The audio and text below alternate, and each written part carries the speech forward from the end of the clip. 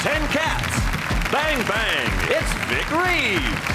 From The Apprentice, she's hired Katie Hopkins. And their captain, Sean Locke. And facing them tonight, Northern Soul, Johnny Vegas. He's a bit pasty, Danny Dyer. And our new team captain, Jason Manford. Now, welcome your host, Jimmy Carr. Hello and welcome to 8 out of 10 Cats, a show about opinion polls, surveys and statistics. Did you know, for example, the highest speed ever achieved on a bicycle was 166.94 miles per hour. It was recorded at a level crossing.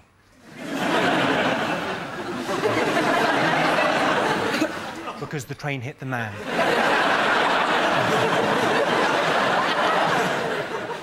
18% of men check their tyre pressure every week. Yeah, that seems fine. The average age of naturists is 55. Sorry, that should read, sadly, the average age of naturists is 55. Right, let's get on with the show.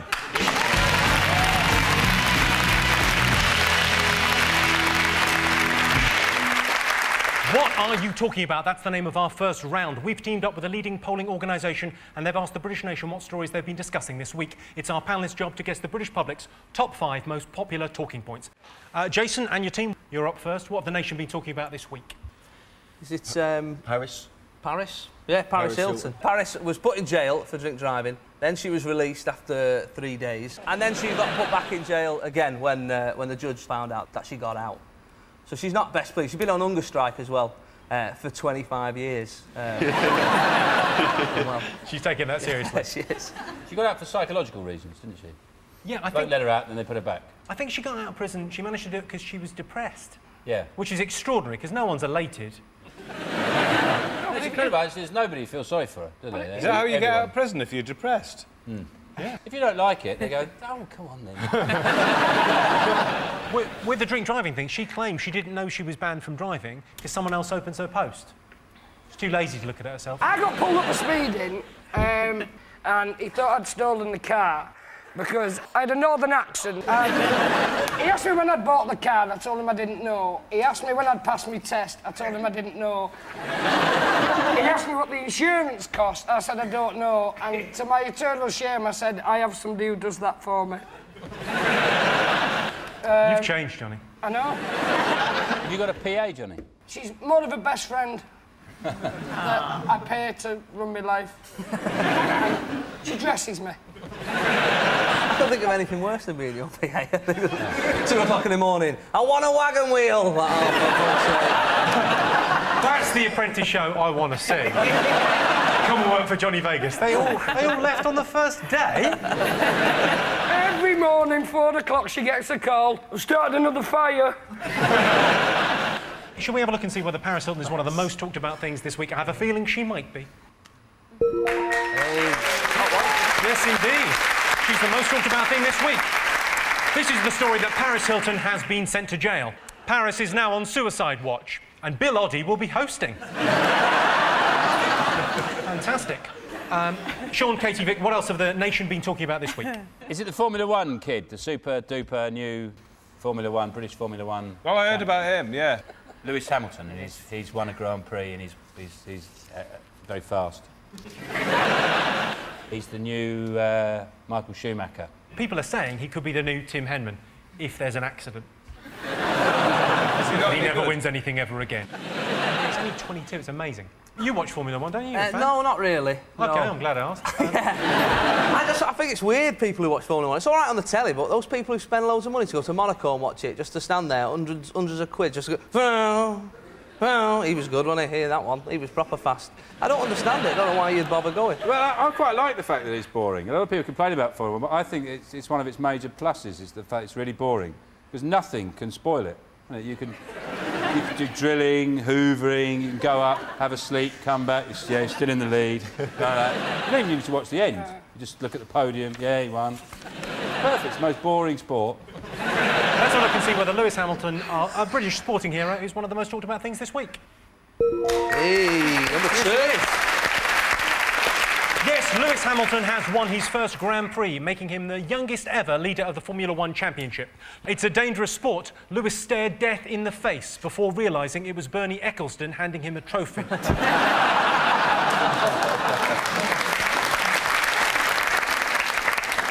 Jason, what else have the world been talking about this week? Is it kids?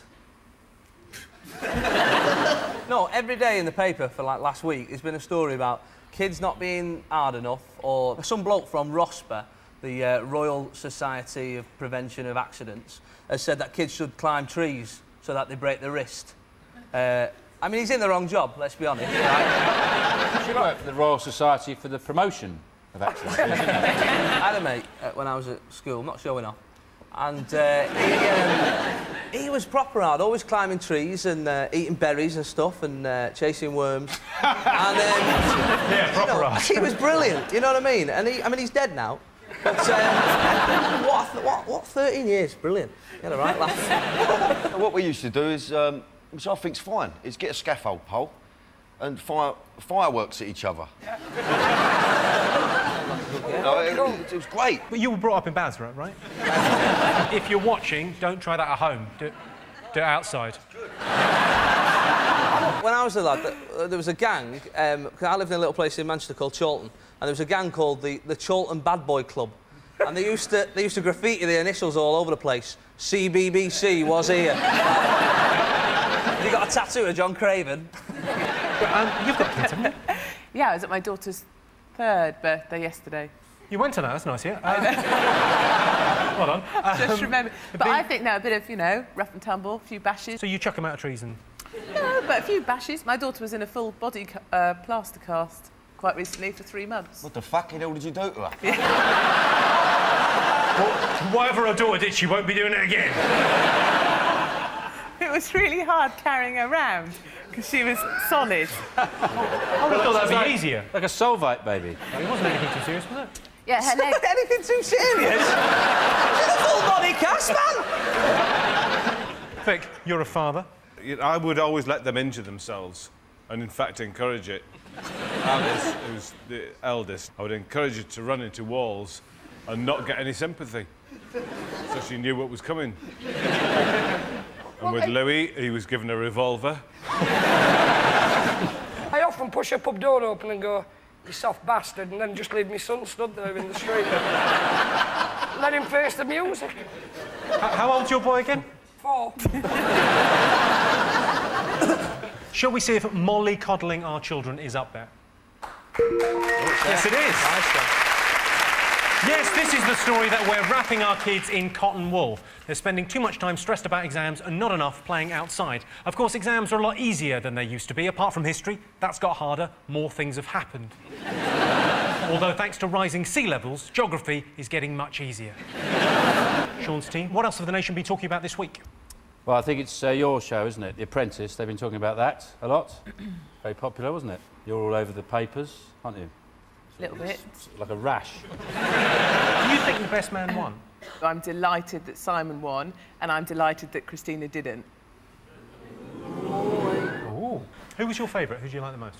I probably like Trey the most. Yeah. Trey is amazing. Yeah, I'm a bullshitter. I'm a bullshitter, I bullshit. Who do I'm you a mean? bullshitter. I do nothing but bullshit. I'm a bullshitter. He's an incredible character. He seemed to think bullshitting was the best possible thing in a businessman. Doesn't Alan Sugar say, I don't like liars, cheats, bullshitters and arse-lickers? You can't help feeling the last two, he's really upped the ante there, hasn't he?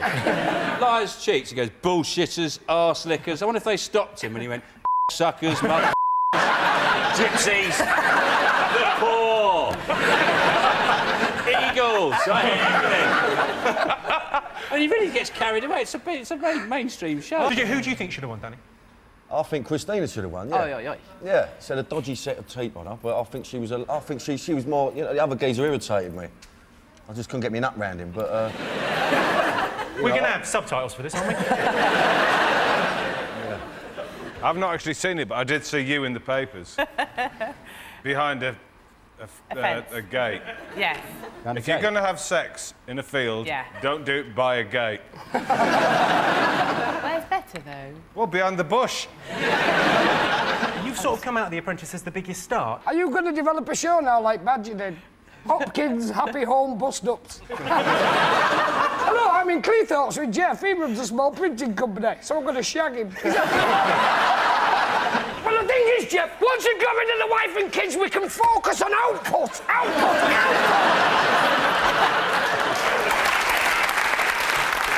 Well, that is burnt on my retina. I bet this is quite strange for you, Katie. It's like you're trapped in a rural petrol station. No blokes filling up your car going, yeah, I bet you give it a... Let's see if The Apprentice is one of the most talked about things this week. Yes, it is. The best thing Alan Sugar said this year was, I've got a gut feeling in my stomach. That kind of use of the English language makes me want to punch his face in the face.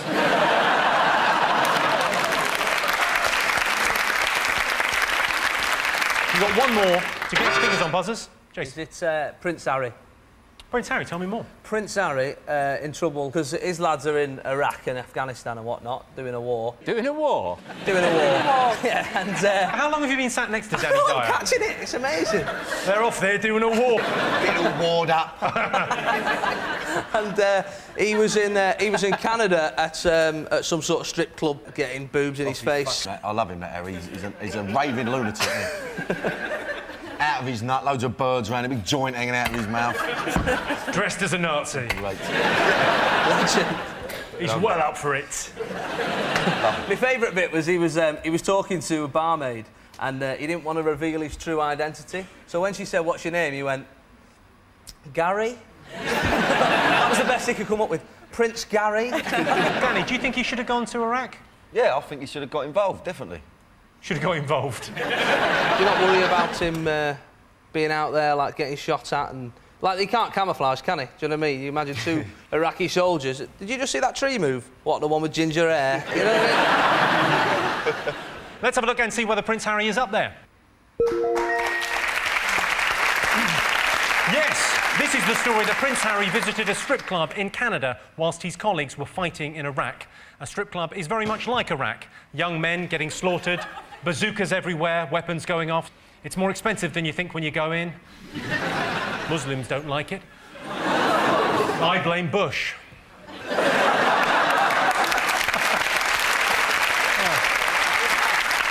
Well, at the end of that round, I can tell you that Sean, Vic and Katie have 2 points, Jason, Johnny and Danny have 3 points. Our next round is called Pick of the Polls. Our teams choose a picture and then they have to answer a question based on a related survey or statistic. OK, Sean's team, you're to go first. Pick one. I like the people who are carrying a sturgeon. Catfish. It's a what's worse question. According to statistics, what's more risky, fishing or horse riding? Well, horse riding is much more dangerous, isn't it?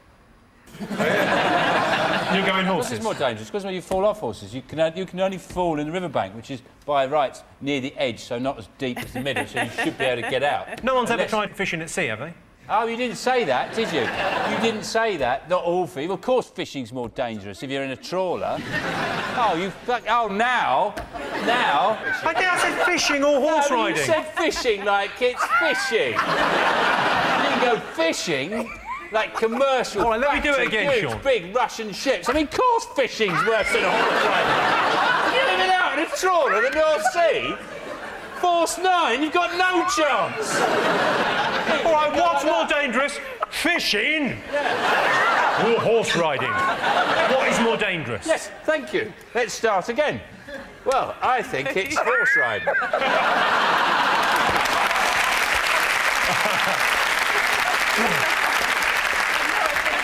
Final answer? No, it's obviously fishing. If you're including all fishing, do you think I'm stupid? I can tell you that fishing is riskier. Yeah, you're 6 times more likely to die fishing than you are horse riding, and the chances increase dramatically if you're a fish. Jason, Johnny and Danny, what picture do you fancy answering a question on? That's number 3. Number 3 represents hospitals. That's not a real person. He's sick. He's made of plastic. Look at Jimmy's hair.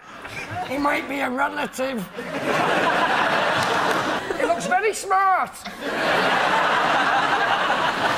Let's go for President Bush. OK, you picked George Bush. It was reported this week the President of the United States had his watch stolen in Albania.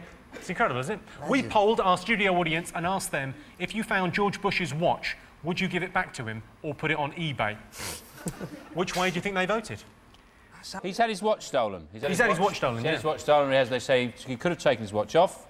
He could not on his own. Yeah. We'll never figure that out. Oh, but that's quite rude if he's taken his watch off. Is that saying he doesn't trust the Albanian people? That'd be a very rude thing to do. Before you met some people, you could just go, actually, before I shake your hand, I must remove this, because you're a thieving bastard. I've had a watch stolen, and it's not nice. I was walking home, and these two lads got me from behind, right? Not like in the biblical sense. They attacked me. They attacked me from behind, and I was on the floor, and one of them, as they walked off, because they went, "Oh, give us your money or we'll beat you up," and I gave them the money, and then they beat me up, and you're like, "Oh, we had a deal, you bastards." Anyway. And I was on the floor, and one of them goes, as they walked off, one of them went, "Hey, get his watch, don't forget his watch." And he rolled up my sleeve. I had a Casio Illuminator, right? Brilliant watch, right? It sells the time in 3 different countries, right? It's England, Scotland, Wales, but it's all right, right? It's brilliant, right? And he looked at me watch, rolled the sleeve up, he saw it, he went, "Nah, sack it," and just walked off. I was like, "You'll fucking take it, you cheeky bastard." This is an audience poll, then. You've asked... Yeah, we've asked the studio audience this evening, would they return the watch or would they sell it on eBay? I'd say they put it on eBay, the bastards. Yeah. You think they put it on eBay? OK. Well, I can tell you that a massive 85% of our studio audience voted to put it on eBay. So, Jason, you get the point. Well done. George Bush has stolen an election, invaded a country on false pretences, tortured, lied and not signed the Kyoto Agreement. But now his watch has been stolen. If you're watching, Karma, make an effort.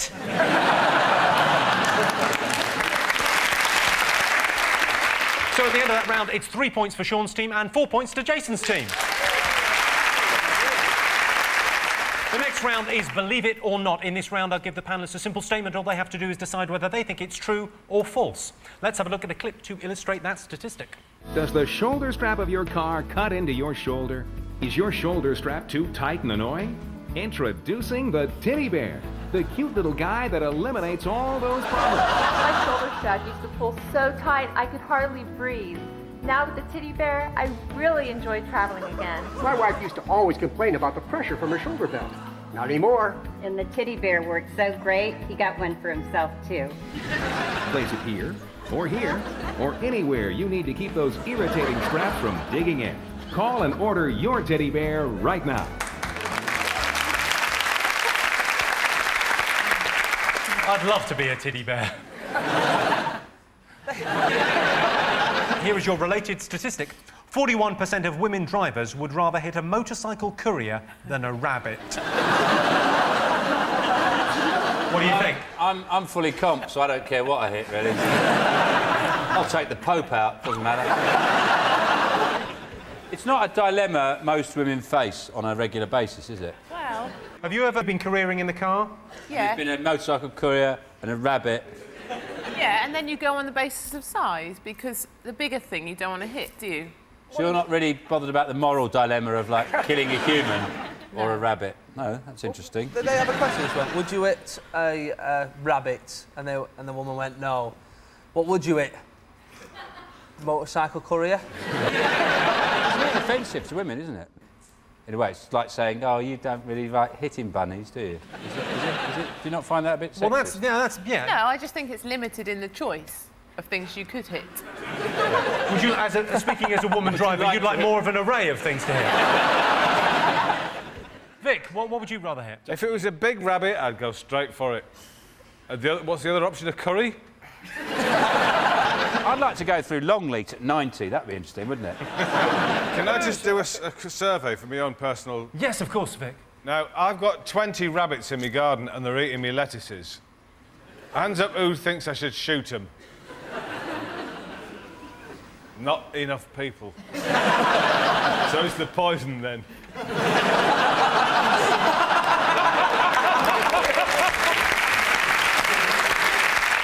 OK, I'm going to push you for an answer on this. 41% of women drivers would rather hit a motorcycle courier than a rabbit.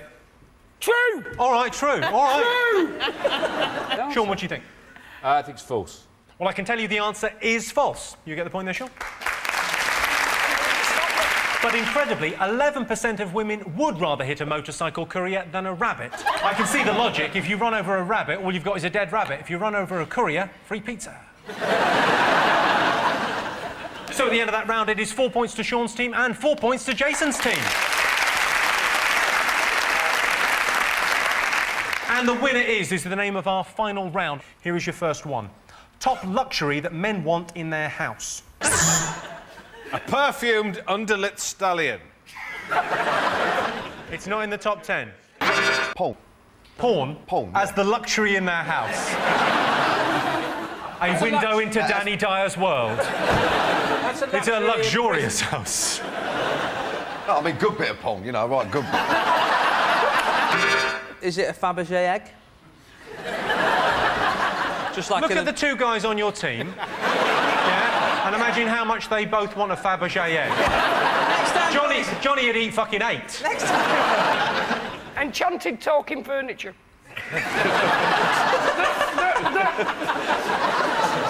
Like Beauty and the Beast, and when you bring a woman back, they convince her not to leave. He's the new face of DFS. Johnny, that would go with my idea, which is a penguin trained as a butler. Two of them together. Yeah. I tell you what I'd like is leather cutlery.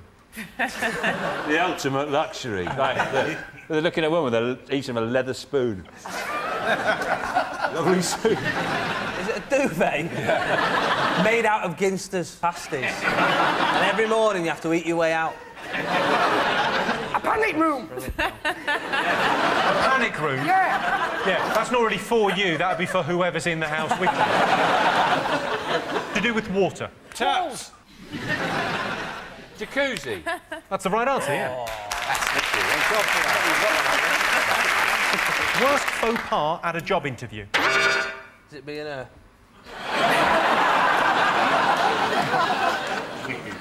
What's the worst thing you can do at a job interview? Yeah, probably turn it down just before you get it. Turn it down because you didn't get permission from your mum and dad? Oh. Is it asking if it's all right if stock goes missing? It's to do with being kind of a chatterbox. Screaming. Answering a question with a question. No. Is it that? I was trying to say something fucking sensible and I've nosed it now, see? He's only got a fucking nosed it. Talking too much. That is a correct answer, Sean. Well, that sound tells me it's the end of the round and the end of the show, which means the final scores are Jason's team have 4 points, Sean's team are the winners with 6 points. Thanks to all our panellists, our wonderful studio audience, and to all of you for watching at home. That's it from us. Good night.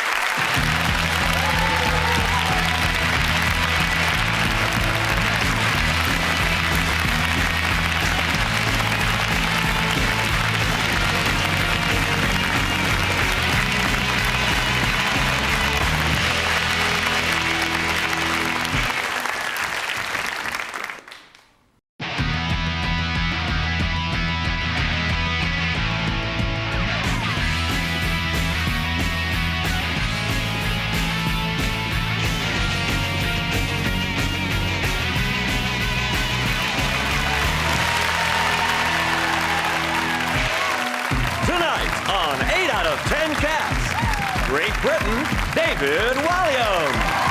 Fully restored, Griff Rhys-Jones. And their team captain, Jason Manford.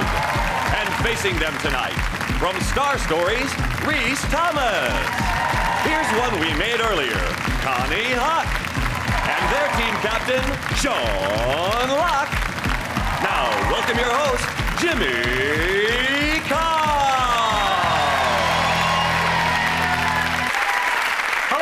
Welcome to 8 out of 10 Cats, a show about opinion polls, surveys and statistics. Did you know, for example, Britain consumes over 400 Polo mints every second, but Britain's mum still knows Britain's been smoking. 5% of Britain's toddlers are obese, and they're known as waddlers. Almost half of all men lie to their partners about their looks to keep them happy. I do. I tell her, I'm dead good looking. I don't know what's the matter with your eyes. Right, let's get started.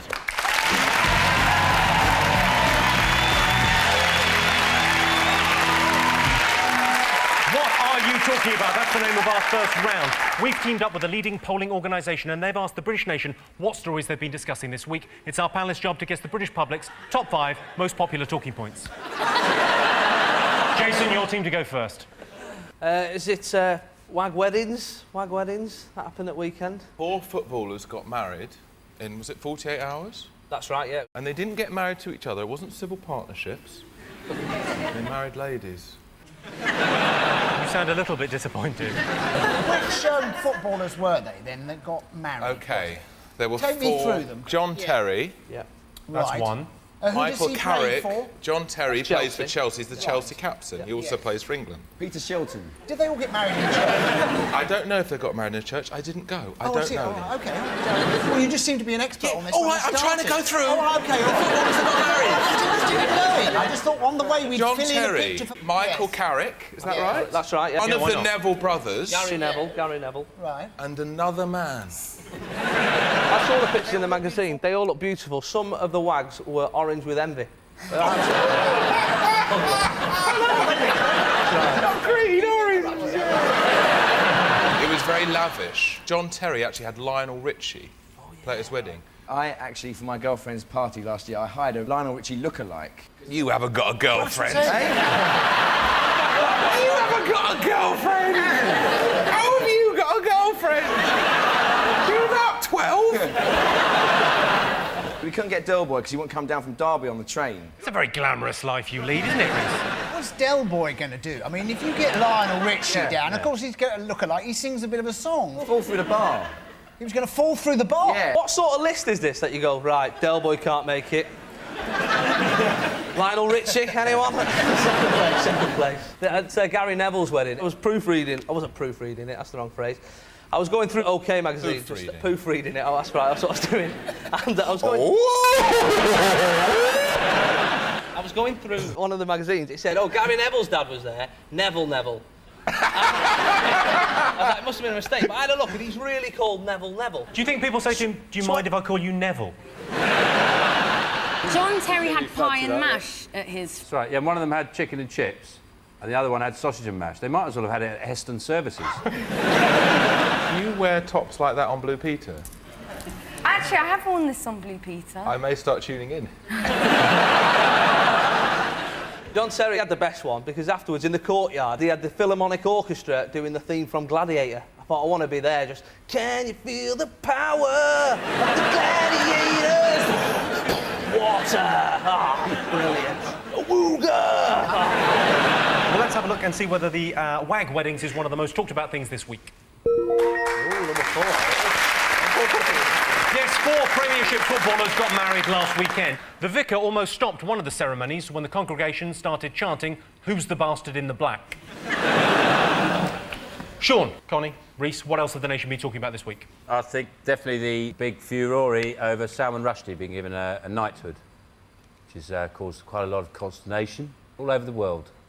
And a lot of people are very upset, particularly in Pakistan. They're very upset about it, very annoyed. They've been burning effigies of him, the Queen, basically anything they can make out of a few old socks and jumpers and newspapers. It's about burning things all the time. Why can't I do something else rather than burn? Anyway, so they've... Where do they get them from? Is there an effigy shop where they go, hello, effigies? Who would you like? Salman Rushdie. We're all out of Salman Rushdie. We've got a Jilly Cooper? No? OK. Isn't it nice to know that Pakistan pays attention to the honours list? Nobody cares at all over here. At last, Salman Rushdie's in a place to do something about it, because let's face it, that's what knights are for. They should get together, all the knights of the land. Sir Alan Sugar, Sir Paul McCartney, get on their steeds and get out there and fight with Sir Salman. That's what we want to see, isn't it? I don't think I'd want to see Elton John versus the Taliban. When you book Griff Rhys-Jones, you don't often assume he's going to call for a holy war, but... Yeah. What do we think about the other honours? Ian Botham, who from the shredded wheat adverts. Yeah. And the beef adverts. Yeah. You can't do both. Either good food or bad food, Ian. Well, both of them. He only didn't get his knighthood earlier on because he smoked marijuana. But it didn't seem to stop Paul McCartney. He was arrested trying to smuggle hash into Japan one day. And Lennon got one, but he refused it. Lennon got one, but he sent it back years later, didn't he? And so did that bloke this week. A bloke this week from Agent Provocateur. Yeah, him. He makes fancy pants for the ladies. Yeah. And he got given an MBE, and he said, no, I don't want it. Sounds like he got his knickers in a twist. You keep talking about marijuana and pants and stuff, and I'm like, I can't move it. Yeah, I can't. You can't talk about those? Not really. You just said it, marijuana and pants. Edit this bit out. You'll just edit it. It'll just be, this is going to be half an hour of you going, marijuana and pants. Loop it. Hang on, just 1 second. What are the things you like, Connie?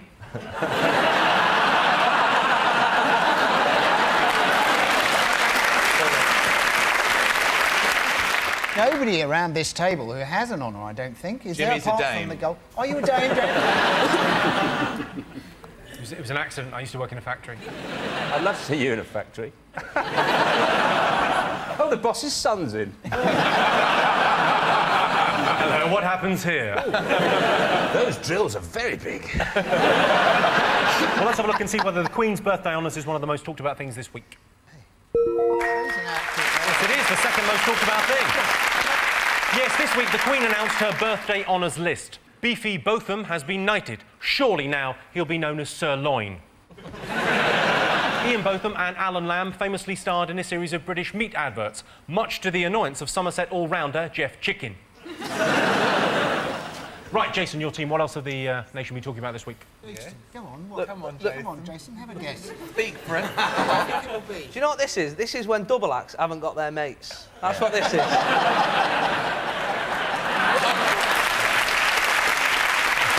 what's happened there. That the prisons are full. Oh. Have you not heard this? Controversial. It is a bit controversial, a little bit of news. So the story is that they're going to release a load of prisoners now because they're full. Early. They're going to release them early. They're releasing 25,000, aren't they? I assume not all at once. It's like the start of the marathon. It all comes steaming out of the prison. All straight to a bus stop. Some of them dressed as rhinos, hopefully, just for the comic. They have said it's only going to be for petty crimes like burglary and drug dealing, which I think is a good thing because the car boot sale near me is boring at the moment. I'll tell you what my biggest fear is going to prison. Being locked up with 4 burly, tattooed men. Your worst fear or most of your video collection? Thinking about it. OK, let's have a look and see whether prisons is up there. Yes, this is the story that prisoners are to be released early because of overcrowding. To stay in police cells, it costs £1,800 per prisoner per night. That seems like a lot of money, but it includes dinner, breakfast and tickets to a West End show. Sean, Connie and Reece, what have the nation been talking about? Is it Bernard Manning has died? Oh, yeah. Bernard Manning, the famous comedian. The headline in one of the tabs was Racist in Peace. Racist in Peace? It was on The Sun, wasn't it? Can you believe that's someone's job to write those shit headlines? So some bloke comes in and goes, racist in peace, see you tomorrow. All right.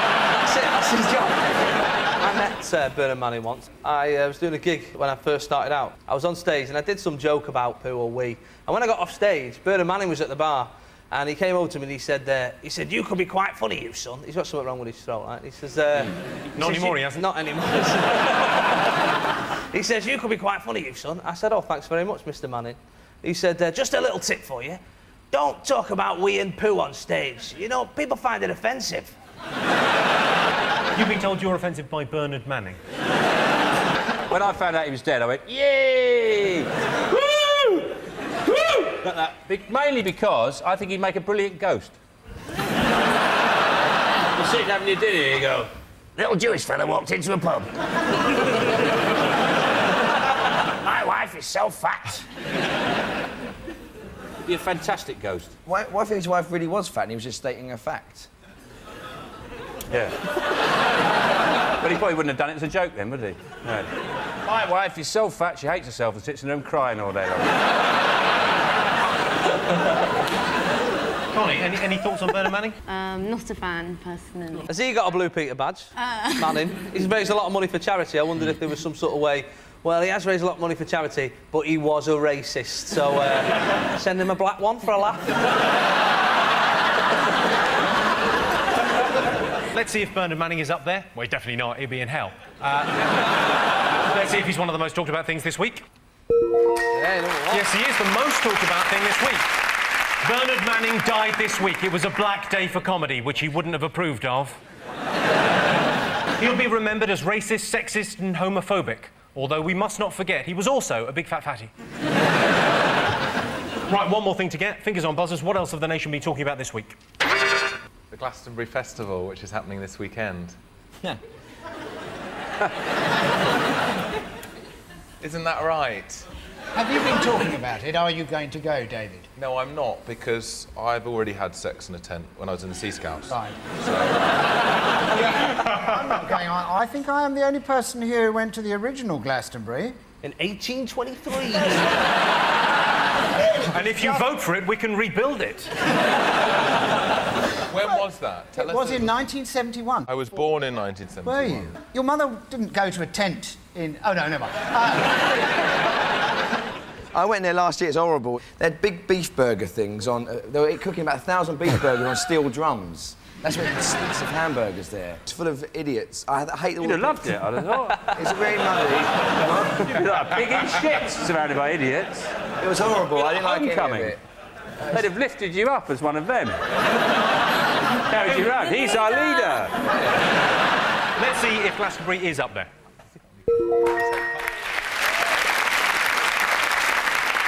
Yes, this weekend is the Glastonbury Festival. During the festival, Glastonbury is transformed into a city the size of Sunderland, which, if you want to spend your weekend getting robbed and watching people piss outside, is a slightly cheaper alternative. Right, at the end of that round, I can tell you that Sean, Reese and Connie have 2 points. Jason, David and Griff have 3 points. Our next round is Pick of the Polls. Our teams choose a picture and then have to answer a question based on a related survey or statistic. Sean, Reese and Connie, you're going first. The bodybuilding lady. Yeah. We have her. That picture represents exercise, and it's a word association question. I'm looking for the top word or phrase the public said when we said exercise. Gym. Yeah? Oh, sorry, I thought you were... Is it like a noise, like... Jimmy, I'm just trying to get a picture. They just walk up to people and they say exercise. People say fuck off or I think go away. Generally they tell them it's a survey. They don't Oh, just walk up, exercise. These people think you're instructing them to exercise. No, because that's funny, because that's what I would say if somebody came up to me and said exercise. I'd say fuck off. I've been going to the gym. Have they got a vending machine? That's my favourite one. Yeah. And how much for Jaffa Cakes? This is brilliant. I'm here every day. I started seeing this personal trainer. When you say personal trainer, are they people that ask you questions like, how big's your cock? Did they get sex last night?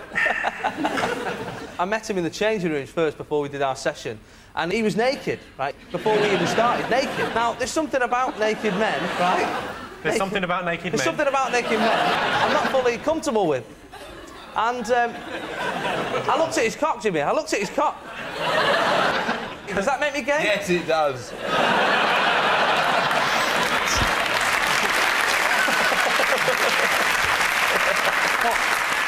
What is the answer? Come on. He's asking you! All right. Yeah. It's to do with your stomach. Six-pack. Six-pack is the right answer. Yes. Correct. Yes, the top phrase people said when we said exercise was six-pack. OK. Jason? Let's have me! Yes, let's have me! OK, this question is about egomania. OK, 30% of women would like David Walliams what? To finger them?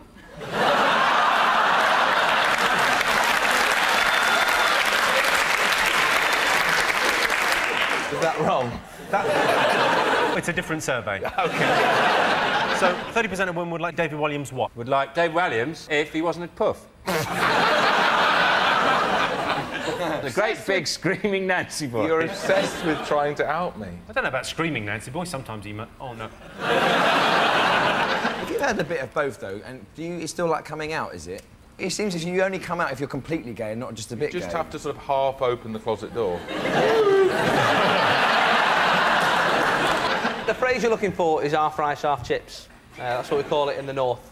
If somebody's a bit of both. All Northerners call it that. Yeah, all of us. We all Even call it Alan that. Bennett. Alan Bennett does. Oh, I tell you, I was once half rice, half chips, and he does that. He does that. I don't know why he does that. He's not got food.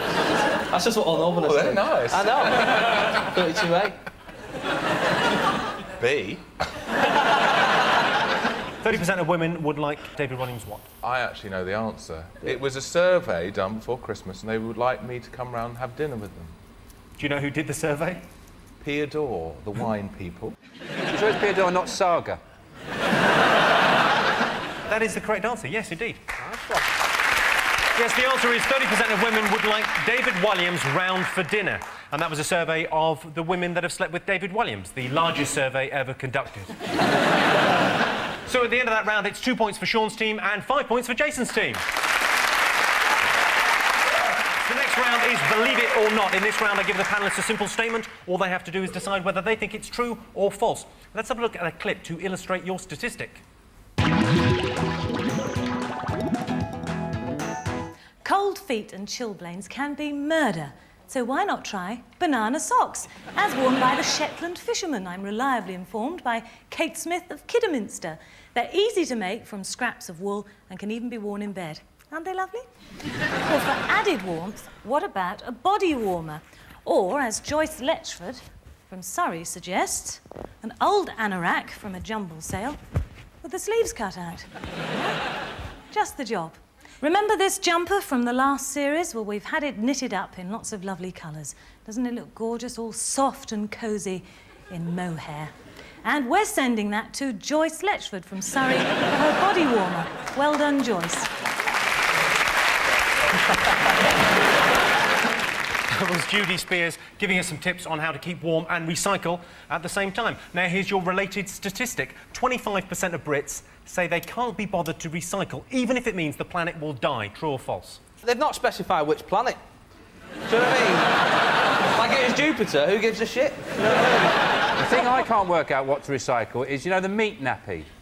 When you buy meat and it's got like a nappy underneath it. You know, when you buy meat in the supermarket, it comes in like a plastic thing, and then underneath it they put this nappy there to soak up all the blood. Yeah. For some reason, calling that a nappy has made it disgusting. I've never given that a moment's thought before in my life, but I'm now becoming vegetarian. It's a nappy. A nappy for the meat? Yes, I've got those out, and I'm thinking, what do? Obviously, I suck it dry. Does it go in with paper, or do I cook it? I had that argument with the bin man. There was a bit of basil sticking out the top of the bin. He said, that's garden waste. I said, it's not, that's a garnish. It nearly came to blows. What if you wanted to throw away a rake? A broken rake or an old wheelbarrow, or maybe some pots? Where would you throw them? Garden waste? If I had them now, I'd throw them at you. I mean, I'm honest. I think it's true. True. False. Shut up. But we've decided we're going to say true. Yeah, we can say true as well. Well, no, because you've got to say false. Well, I said A. Right, we'll say false. Unanimous. For the sake of it, yeah, we'll say false. They'll say false, we've said true. Well, I can tell you the answer is true. Yes. 25% of Brits say they can't be bothered to recycle, even if it means the planet will die. A carbon footprint is a metaphor for the mark you leave on the Earth as you walk through your life. Of course, I don't have one, as I drive everywhere. So at the end of that round, it's 2 points for Sean's team and 6 points for Jason's team. And the winner is the name of our finals round. Here's your first one. Worst chat-up line. You don't sweat much for a fat girl? I'd like to take you out for dinner, but by the look of it, you've already had dinner. Let's go. Is it 08989999111? Do you get it? Because there's like those chat lines. Do you know one of the most effective things, the way to meet women, particularly single women, if you're on your own, is to stand outside a bar, just have a look and see if there's any women, throw some confetti over yourself and walk in crying. That gets a lot of attention from women. Oof, you're in luck. I've decided to go ugly early. You're in luck I've decided to go ugly early is perhaps the rudest thing you could ever say to another human being. I didn't say it. Not to you. It's not to you. Don't. It's not to Don't. you. Don't. It's not. No, I won't. I don't like Just it. come here. Come here. I don't like it though. No, it's. But... Couldn't help myself. That's sexual harassment in the workplace. Is it, get your coat, love, I've got a knife.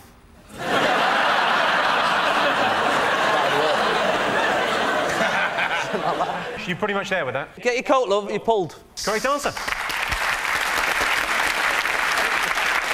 Best person to have on your side in a fight. I'd have Reese. I'd have Reese, because they're bound to punch him first. Fern Britton. She fights like she talks. Dirty.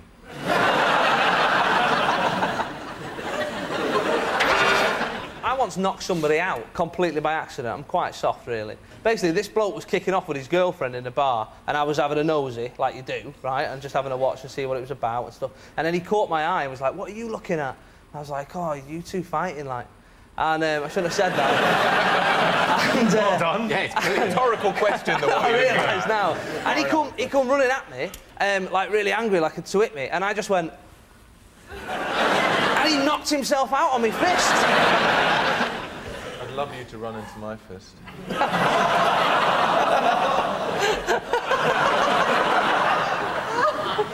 I can't believe we've got Connie Huck on the show, and I'm getting the sexual harassment.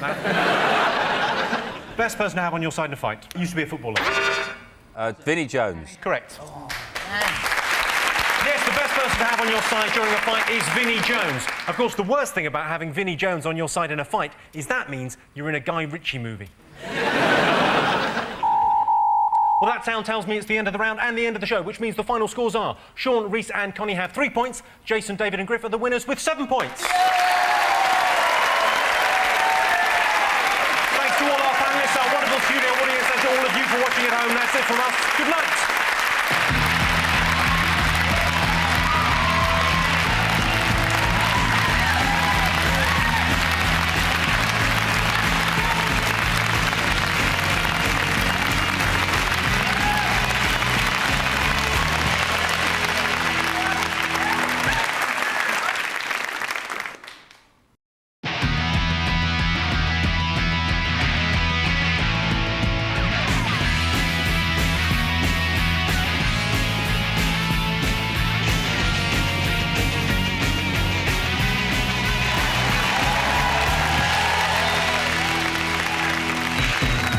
Tonight on 8 out of 10 Cats, Queen of Comedy, Joan Rivers, Pop Princess, Alexa Chung, and their team captain, Jason Manford.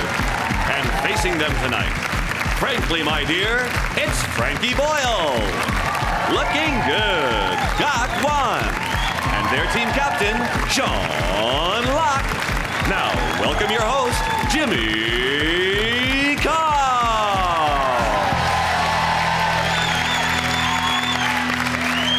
Hello and welcome to 8 out of 10 Cats, a show about opinion polls, surveys and statistics. Did you know, for example, only 4 stuntmen have ever died during the making of a film?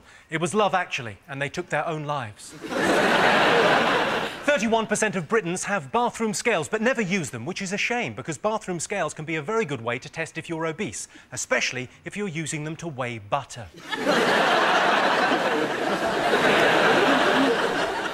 And British men spend on average 22 minutes on foreplay. Of course, that is spread out between all of us over the course of a year. Right, let's get started.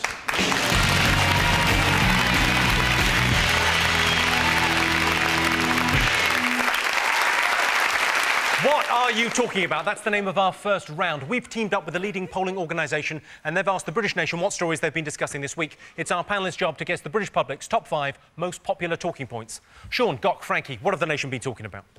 Well, I think it has to be the transition of power, where Tony Blair has stepped down as Prime Minister and Gordon Brown has quickly gone into his shoes. I personally have done very well, incredibly well, out of Tony Blair's time, because I had the wisdom, about 10 years ago, to place a bet at Ladbrokes that his last meeting will be with Arnold Schwarzenegger, who would also be the Governor of California. And I put another bet on Brown's last meeting is with Dale Winton, who'll be the leader of Hamas. And then Schwarzenegger sitting there, and he said, we had a wonderful fried English breakfast. Did you see that nonsense? I did see Well, that. you cannot fry steroids. So you know the man... I watched the press conference with Brown on Wednesday, and he says, I'm going to make some changes at number 10. And I presume he means policy-wise, but I thought he should just make some changes to number 10, like getting rid of that door. It's been there years. Maybe change it into saloon style, right? Or some of those beads that they have to separate a newsagents from his house. You know those? He should stoneclad it. I'd like to see him slide down on a pole. I always think Brown looks like he's just taken the head off a bear costume like that.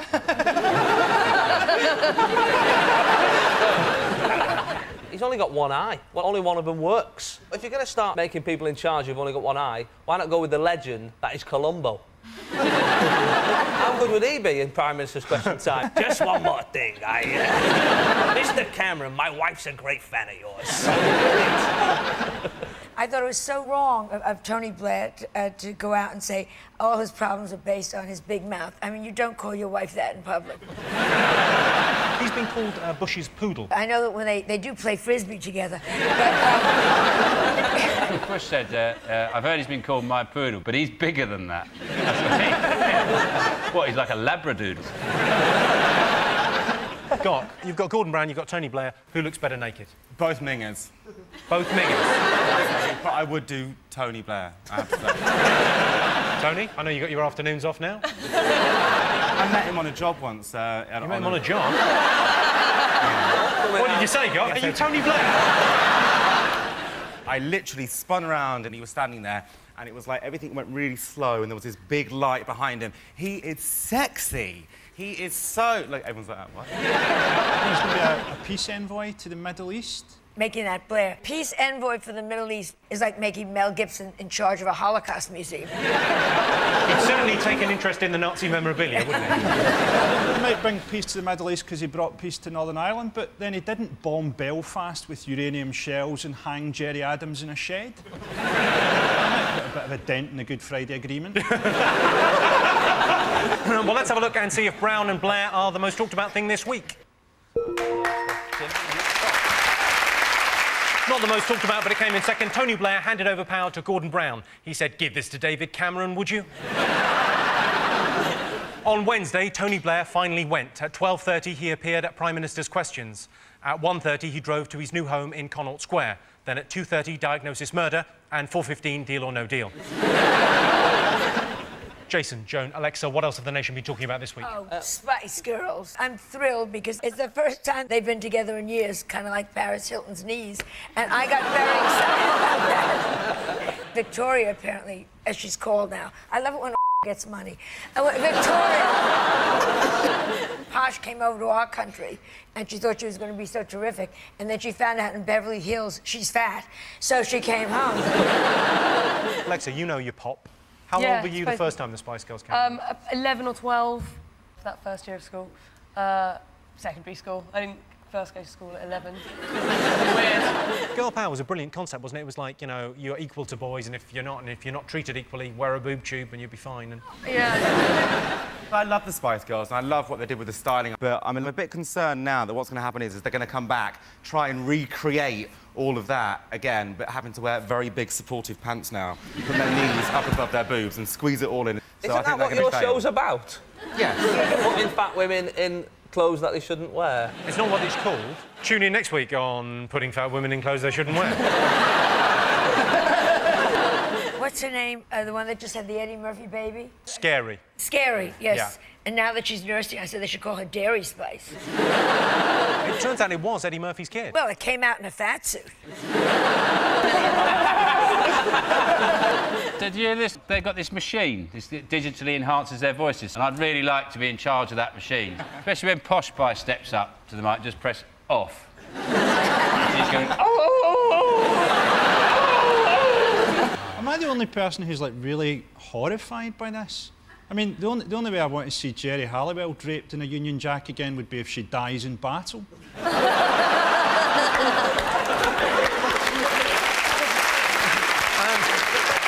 Let's have a look and see if the Spice Girls is there. Yes, the Spice Girls are getting back together. Sporty, Baby, Dozy, Beaky, Mick and Titch.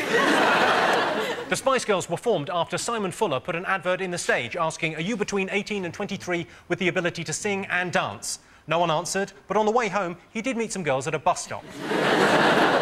Sean, got Frankie, what else have the world been talking about this week? Is it the big storms and flooding? Because I know they had them in Yorkshire, but in Scotland we had like thunder and lightning storms, which I really enjoy because during a storm I always shag my girlfriend and pretend that it's the conception of the Antichrist.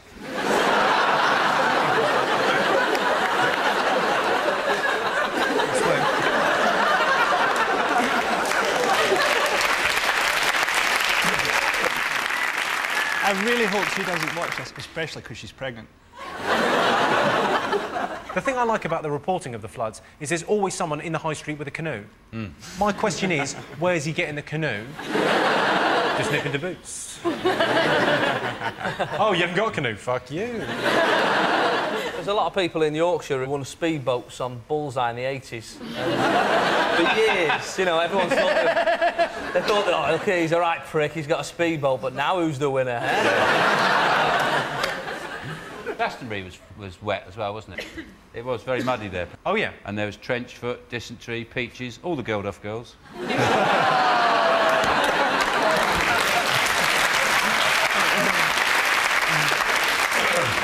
Shirley Bassey, she had wellies on. I love Shirley Bassey. What do you mean you like Shirley Bassey? I love Shirley Bassey. I thought she'd be a bit camp for you. You remind me of her, actually. There is a Shirley resemblance. Bassey? If you had some diamond-studded wellies on, I would not know the difference. It's true. You fucking would later on. Let's see if it's one of the top 5 stories. Yes, it is. Yes, Britain was battered by torrential storms this week. A state of emergency has been declared in Hull. It was declared in 1972 and nothing's been bloody done. Hundreds of people have fled Wolverhampton. It wasn't raining, but they found an old bus and saw an opportunity for a better life. Jason, Alexa and Joan, what else have the nation been talking about this week? Tom Cruise has been banned from Germany. He's not allowed in Germany to make this new film, I don't know, something about the Second World War, The Littlest Nazi or something. Yeah, you should be careful. He could be here. Everyone should look under their chairs. That poor wife that never speaks. Watch her eyes. She's always blinking. SOL. Help me. Help me. And he's not allowed in because he's a Scientologist. In Germany, Scientology is not recognised as a church. It's seen as akin to Nazism. I got a little bit angry about it at first, and then I thought, do you know what? It's a made-up religion, and us Jedis, we do not get annoyed at all. Have you considered Scientology? It's a bollocks religion. I'm going to educate you. Go on. Scientology asserts that we are descended from 13.5 trillion beings from an overpopulated corner of the galaxy who were dumped in Earth's volcanoes by an evil galactic warlord called Xenu 75 million years ago. Ziggy playing guitar. That's like a David Bowie lyric, doesn't it? It's just mental. I mean, there is absolutely no logic to it whatsoever. Yeah, but if it keeps them happy, who cares? It's when they come after you. How do they come after you again? Happy New Year. It's a film. It's about a guy who apparently was like a good Nazi. Yeah, it's Klaus von Stauffenberg. Here's a piece of meat before I kill you. What's a good Nazi? The whole thing is so, insane. It's the Nazis versus the Scientologists. I never thought I'd be on the side of Hitler. I mean, it's crazy. Is there no one so culturally different that the Americans won't just have him played by Tom Cruise? Like, he was the last samurai. I was surprised he wasn't in that fucking Muhammad Ali film. And he goes over as a samurai, right, which, by definition, everyone trains when they're about 5, right? He turns up aged 40 and just sort of picks it up. Well, you're going to be a real shock when you see Finding Nemo. They talk in that. Fish. What they do in films these days, outrageous. OK, let's have a look and see if Tom Cruise is up there. Yes, this is the story that Tom Cruise has been banned from filming in Germany because of his Scientology beliefs. So the Germans are calling Scientologists evil. That's the pot calling the kettle gay. Fingers on buzzers, what else have the nation been talking about this week? I think you might remember the tennis championship's been played at Wimbledon this year. Again. Every year. What are they going The women's tournament, they're going to get paid the same as the lads for winning it for the first time. Venus and penis, whatever the hell their names are. Pow! Pow! And they don't use a racket. I mean, they are... They've banned people from wearing fancy dress because they're worried about Fathers for Justice. They've told the security to look out for people dressed as Batman or Superman, but what if there's a proper emergency? What if something actually goes wrong and Batman turns up and he can't fucking get in? That's mental. Batman will be able to get past a £3.20 an hour security guard, or he'll be fuck all use anyway. Let's have a look and see if Wimbledon is there. Yes, Wimbledon started this week, or Timbledon, as it will never be known. Emlyn is thinking about getting into coaching, offering discount fares to all of England's market towns. How come Paris Hilton wasn't in? She's been all over the place, my God. What did you think of the Paris Hilton thing? She's such an asshole. I mean, she deserves it. The family were worried that going to jail would ruin her reputation. What as? A cock-sucking layabout? They were scared she'd go on a hunger strike, so they took all her porridge and they flavoured it with sperm. And she gained 4 pounds. Did she go, oh, this has got porridge in it? Right, at the end of that round, I can tell you that Sean, Frankie and Gok have 3 points, Jason, Joan and Alexa have 2 points. Our next round is called Pick of the Polls. Our teams take it in turns to choose a picture from the board and then answer related statistical questions. Jason, Joan and Alexa, your turn first. What do you want to go for? This one in the bottom corner. Jesus saves. That picture represents Christians, and this is a poll with a whole question. 21% of born-again Christians have what? No friends. I got some building work done at the beginning of the year, and it was a born-again Christian builders company. I thought I can trust them, they'll be all right. And he was doing some work in the kitchen, and he was sweating, and I went, no rest for the wicked. And without a gap, he just went, I wouldn't know, I'm one of the righteous. And just carried on, just screwing stuff in. Are you going to be finished off with, you wanker? You know, any extremists are crazy and ugly. Ugly. Oh, yes. I went to a born-again convention. You know, Jesus loves me. He said if he loved you so much, he would have given you a chin. I don't think Jesus loves you. It was like the thing when, like, some athlete will win a gold medal and go, oh, thanks for Jesus, Jesus helped me out in this. And you think, what kind of God lets, like, Iraq happen, doesn't do anything but keeps a close eye on who wins the triple jump? Technically, it's kind of cheating, isn't it? Yeah. You're using God to help you win a... It's worse than drugs. If you're in the long jump and then you know that God's picked you up and gone, whoop, like that. It's not fair, is it? Something to do with a very petty crime. Have murdered. It's to do with music. That's my final clue. Have stolen CDs. I'll give you that, Joan. It's actually illegally downloaded music. Yes, 21% of born-again Christians have illegally downloaded music. I've not found Jesus, but then I think he should try and find me. He's omnipotent, I'm on telly. Come on, Jesus, how tough's that? OK, Sean's team, what do you want to go for? I'd like the one of Madonna with her head coming out of a dwarf's buttocks.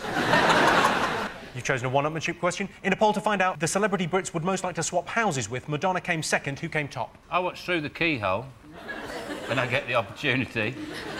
It you always do. seems to be Rusty Lee. The big laughing cook. And she's got quite a nice house, you know. Is it Rusty Lee? No, You are devilishly close, Sean. Really? Have they done Madonna? Have they done Madonna Through the Keyhole? Who would live in a house with all these stolen children? She didn't steal them, she adopted them. What celebrity's house do you want to live in? I'd swap with Jamie Oliver, because he's a dick, right? And it only says I have to swap. He'd still have to live with my mum and dad. And they would fucking hate him. He's always spitting when he's cooking. I'm chopping the fucking thing. Like... Say it, don't He's spray it. spitting, man. Well, I can tell you, you're absolutely right. Right? Yes, the celebrity Brits would most like to swap houses with is Jamie Oliver. I'd like to swap houses with Jamie Oliver because I live in a soundproof box 2 miles underground. So at the end of that round, it's 3 points for Sean's team and 4 points to Jason's team. The next round is Believe It or Not. In this round, I'll give the panellists a simple statement. All they have to do is decide whether they think it's true or false. Let's have a look at a clip to illustrate the statistic.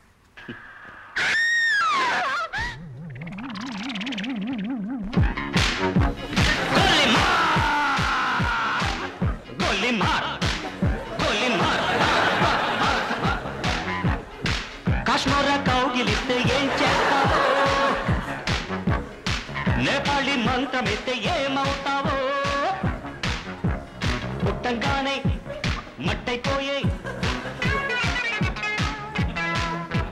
చల్లారేదట్టగో ఇప్పుడు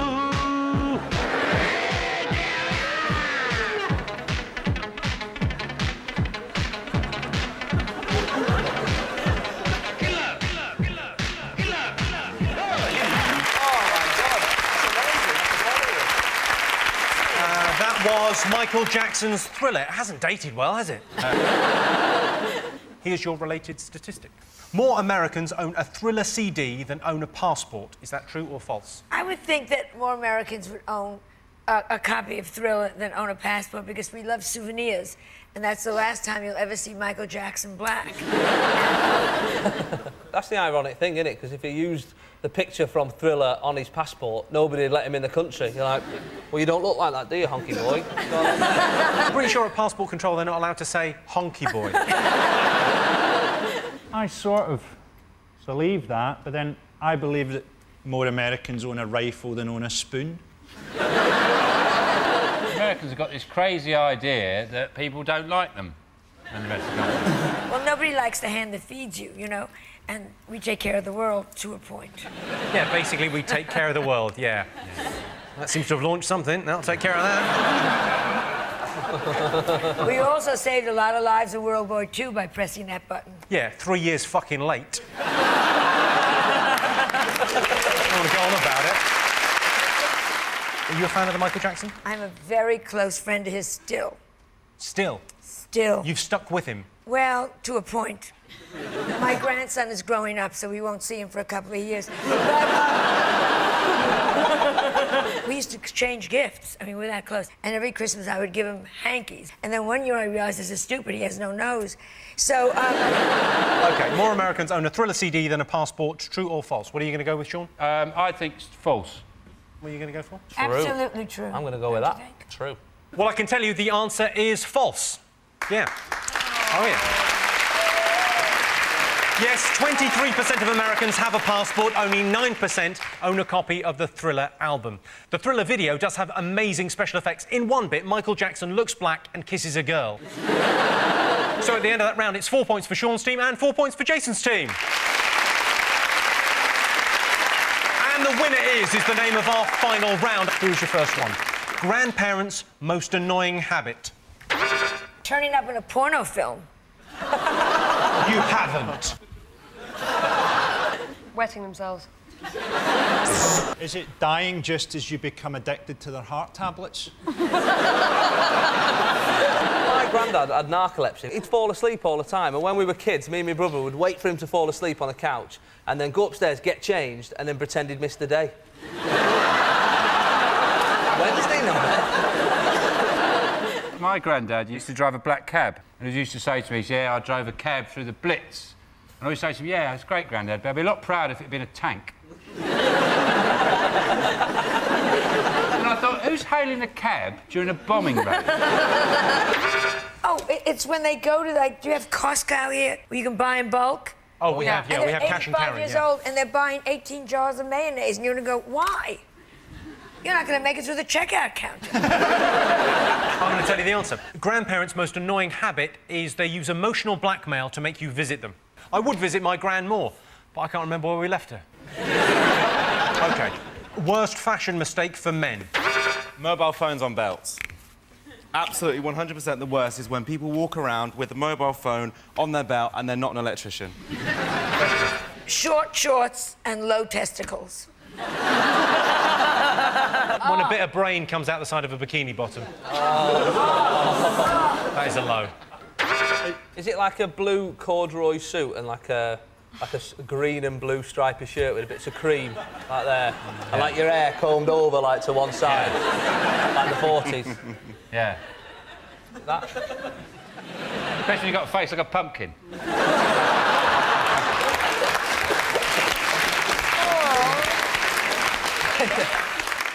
What do you think of Frankie and Sean's outfits? I say outfits, it's just their clothes, really. Outfit. Yeah, go for us. Tear us, rip us to shreds. I think you both look very attractive, and I'm very looking forward to going in the green room later. Well, I think we look like a shop window at Specsavers, don't we? Got classic, but socks and sandals. Correct. Yeah. That was so obvious. Yes, I can tell you the worst fashion mistake for men is socks with sandals. As a fashion statement, socks with sandals says I'm either a teacher, a German, or a Surely the worst fashion mistake was shooting Gianni Versace in the face. Well, that sound tells me it's the end of the round and the end of the show, which means the final scores are Jason, Joan and Alexa have 4 points, Sean, Frankie and Gok are the winners with 5 points. Thanks to all our panellists, our wonderful studio audience and to all of you for watching at home. That's it from us. Good night.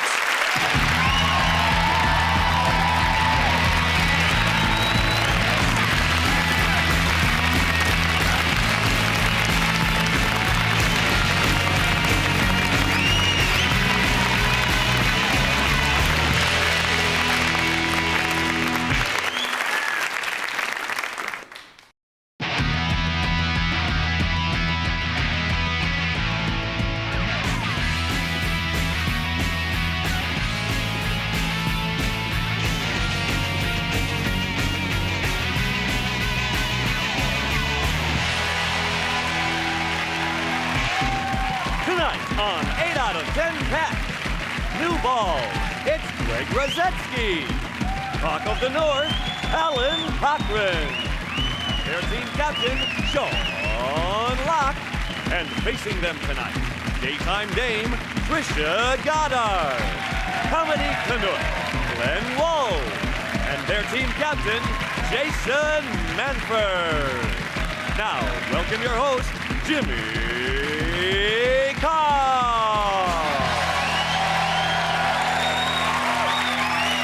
Hello and welcome to 8 out of 10 Cats, a show about opinion polls, surveys and statistics. Did you know, for example, sleeping through the alarm is the #1 reason for being late for work? It's particularly bad if you're a fireman.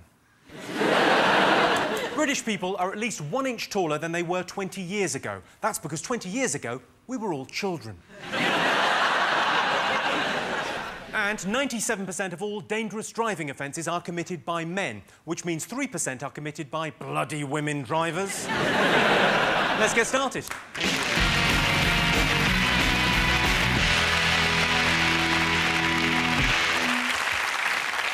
What are you talking about? That's the name of our first round. We've teamed up with a leading polling organisation and they've asked the British nation what stories they've been discussing this week. It's our panellists' job to guess the British public's top 5 most popular talking points. Jason, Trisha and Glenn, what have the nation been talking about this week? Is it Diana? It's a big concert that happened on Sunday, which was rubbish, but strangely addictive that you just couldn't turn off. It was real car crash telly. It was...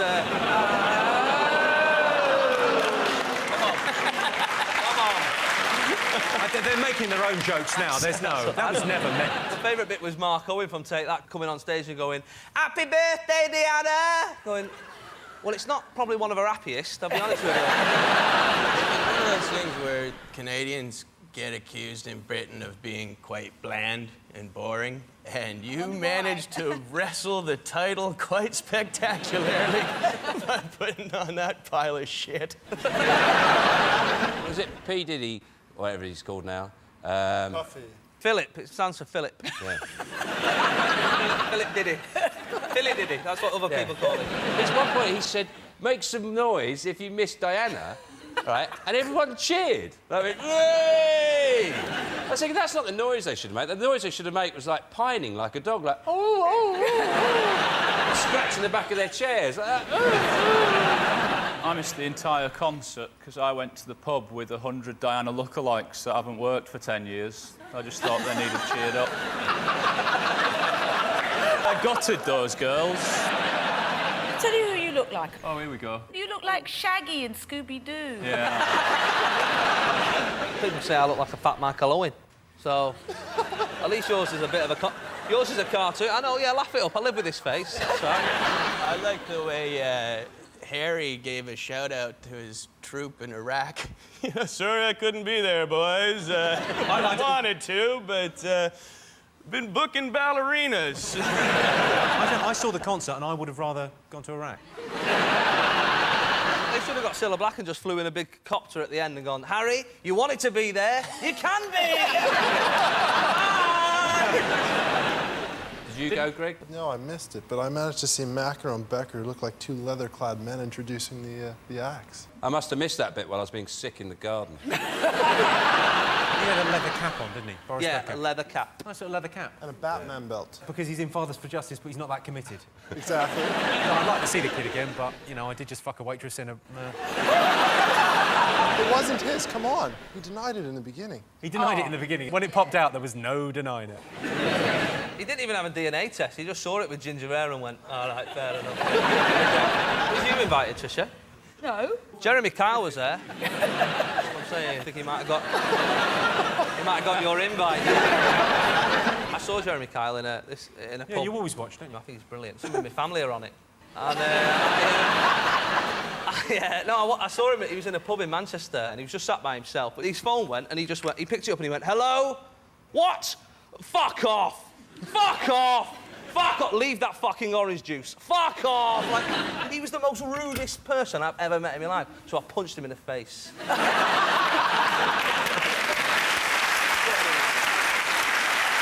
Right, let's have a look and see whether the Diana concert is up there.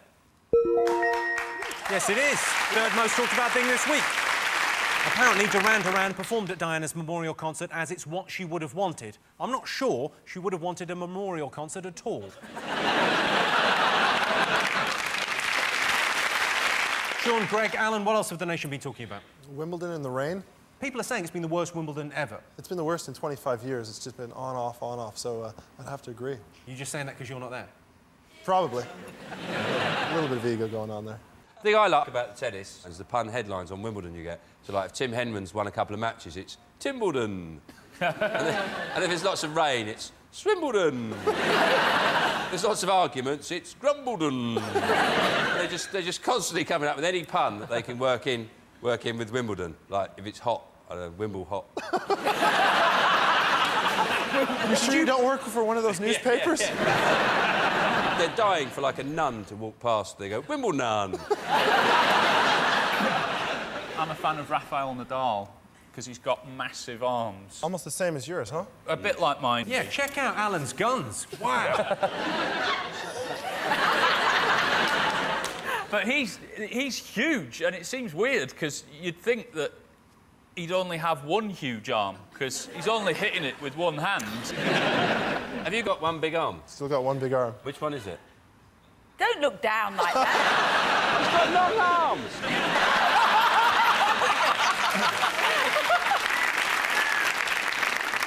And do you have to do certain things? Do you have to go, right, I mustn't use that arm for this bit because it's too strong? Like if you were going to stroke a cat or something with your big arm and you go, oh, crushed it! I should have used my weaker stroking arm.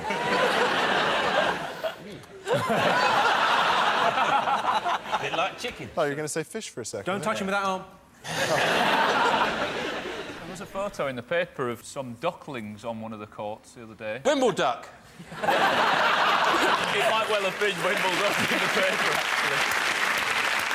I think if you're a little yellow duckling, a little bit risky, that. Maybe if you're thinking about the game, you could easily just bend down and pick one of them up and twat it. OK, let's have a look and see if Wimbledon's up there. Yes, of course it is. Yes, Wimbledon's been in the news. At Wimbledon, Henman has Henman Hill, named after him. Murray has Murray Mound, and Greg's got a baker's opposite the station. Jason, Tricia, Glenn, what else have the country been talking about this week? Terrorists driving into the Glasgow airport. Yeah, the most violent incident in Glasgow that day. Yeah. I'm joking, not even close. What about the luggage handler, the hero? Luggage handler, he was amazing. Do you want to see a clip of this fella? Yeah. John Smeaton, he's a Glasgow hero. Have a look at him. I ran straight down. Other members of the public at the same time have done the exact same thing as me. We've all ran towards the guy. We've all tried to get a kick in at him, get a bit. Just subdue the guy, get him down. Yeah. He kicked him twice, thrown him as hard as he could against a wall, yeah, and then punched him about 5 times before he realised it wasn't a suitcase. He's like a Scottish Jack Bauer, that fellow, isn't he? That'd be That's what they're I think they saying, should isn't do it? the next 24. series of 24 in Scotland. That'd be brilliant. Just beep, beep, beep. The following takes place between 8 and 9. They say it took them 6 months to organise. You think... And at the end of that, your best plan was to set fire to your car and drive it through the front doors of an airport. I think the problem is our terrorists are now being trained by Brainiac on Sky One. They're just watching that and picking up what they can. There's been like 3 terrorist attempts in a row, and none of them have worked. And if I was like a terrorist that believed in a god that controlled everything, I'd have to start to think maybe Allah likes Britain. Let's have a look and see if the terror attacks are up there. Yes, Britain is on terror alert after attacks in London and Glasgow. There were 2 doctors on the scene almost immediately. Unfortunately, one of them was on fire and the other one was trying to blow himself up. Sean, what else has the nation been talking about this week? Obviously, the outrageous abuse of our civil liberties, where we can't smoke in pubs anymore. It's outrageous. I object to it very, very strongly, mostly because I'm a smoker. I'm actually very, very hurt and upset by it. Has giving up smoking affected you in any way, Sean? No, because I haven't.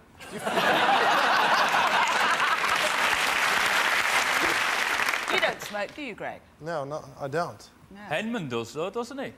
There's a rumour going around. I've heard that Henman smokes, but I think he doesn't. He's just doing it in a really desperate bid to be slightly interesting. I reckon he hates it. He's like, oh, it's horrible. What, whether he smokes or not, there's no way he smokes like that. I don't object to the idea of the ban. What I object to is the fines. They can ban it, but don't fine us as well. That's outrageous. Why? Just trust me. I might have the odd one. You're not going to find me as well. What I object to is also certain groups have dispensations, don't they? Like you can smoke in prison. Homes. Yeah, and also magicians, don't they? Because they can go... I don't smoke, but I don't drink either, so I don't spend a lot of time in pubs. What do you do? I visit whores.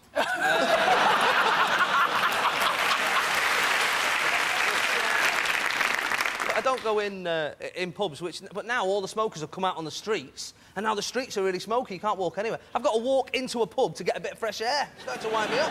But the other thing is you'd find all your whores on the streets. Actually, that was a joke. I've never visited one. I like the way you say visited, like, I brought some biscuits. I bought you the Radio Times. Didn't know you like that. I can only stay half an hour, OK? Well, let's have a look and see whether smoking is in the top 5 most talked about things this week. Number 1. Most talked about thing this week, yeah. Britain's smoking ban came into force last weekend. There's a new patch for smokers. It's a bit of pavement outside the pub. OK, fingers on buzzers. One more thing to get. What else have the nation been talking about? The BBC correspondent, Alan Johnson, who has had a shave. He's been released. He was kidnapped and he's been let out. They let him go. He said that he was in a dark hole, that the food made him ill and that they were rude. It just sounds like he was in Butlins for 2 weeks. I read the report and it said that they gave him Palestinian food for the first week, and then after that they gave him cheese and eggs. You have to respect him, though, because, you know, he's in a foreign country, he complained about the food. Most British people wouldn't even complain in a restaurant, let alone when someone's got a Kalashnikov. He's got a lot of front, hasn't he? When you're chained to a radiator to go, this is... Bit too much basil. Let's have a look and see if Alan Johnston is up there. Yes, this is the story that BBC correspondent Alan Johnston has been freed. Alan Johnston was a little bit disappointed on being released that he wasn't met by Davina McCall. At the end of that round, I can tell you that Sean's team have 3 points, Jason's team have 2 points. Our next round is called Pick of the Polls. Our teams choose a picture and then they have to answer a question based on a related statistic or survey. Sean, Greg and Alan, what picture do you want to go for? I'll go for Big Daddy. You're going for Big Daddy. OK, this picture represents dads, and it's a word association question. So I'm looking for the top word or phrase the public said when we said dads. Oh, it's pain, isn't it? Unnecessary pain. Oh, Sean. Are you a dad, Sean? Yes, I am, yeah. You don't sound very happy about it. Yeah. Well, Are you on the birth certificate? Yeah, of course I am. You know the people Trisha normally meets, don't you? You've asked that question before, haven't you? Are you a dad, Alan? No, I'm going to be, though. Just as soon as you meet the right woman. They don't call me Shaggy for nothing.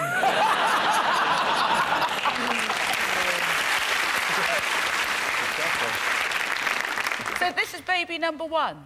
Yeah. You're going to get a better name than that, though, surely. Yeah. No, I'm just thinking, because from now on it's no sex, no time together, no attention. Are you offering him a little bit on the side? From now on you won't be getting any at home. She won't even know you're gone. Cheers! It's a nice offer, but I think I'm out of your league.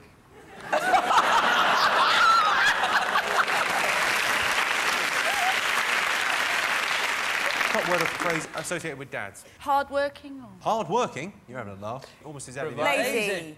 Lazy is exactly right, yeah. Yes. Yes, the word most associated with dads is lazy. A spokesman for Lazy Dad said, "Oh, in a minute." Jason, your team? What do you want to go for? We're going to go with the dart player. We're going to go for Andy Forden, the dart player. This is a nation's favourite question. What does the British public prefer, darts or Shakespeare? Do you think he's holding that during a game? Yeah, that'd be quite dangerous. Makes darts a lot more exciting. Imagine if it hit one of his arms, he'd just burst. And sometimes when Andy Fordham lifts his arm like that, it's so big and greasy, it does look like a kebab shop window. Come on, these are great athletes you're talking about here. Yeah. Great athlete. Well, that's a British tennis player saying that, so... I think Shakespeare is shit. So, I don't mind a couple of the, you know, the Romeo and Juliet type things, not bad, but he's rubbish at comedy, isn't he? He's not funny. Well, he was back then. Was he yet? They all went, yeah, all right, Willie, very funny that, yeah. Well But done. do you think in 200 years people will find you funny? I don't think that many people find us funny now. When I was at university, we spent 6 weeks... Did you go to university? I did go to university, What yeah. did you study? I studied... Northern Studies. Northern Studies, yeah. Media and performance, I did. At, Wheel tapping. Salford. Which university was it? It was Salford University. Did it used to be a polytechnic or a garage? It's... I did a bit of drama there, and we studied Shakespeare, and it was hard in that sort of area of Manchester. It's quite rough, you know, and there was a lot of, like, is this a dagger I see before me? Yeah, give me your trainers. You know, it was hard to get through that. I can't imagine you acting there. You can't imagine me what? I can't imagine you acting. Oh, God, I can't...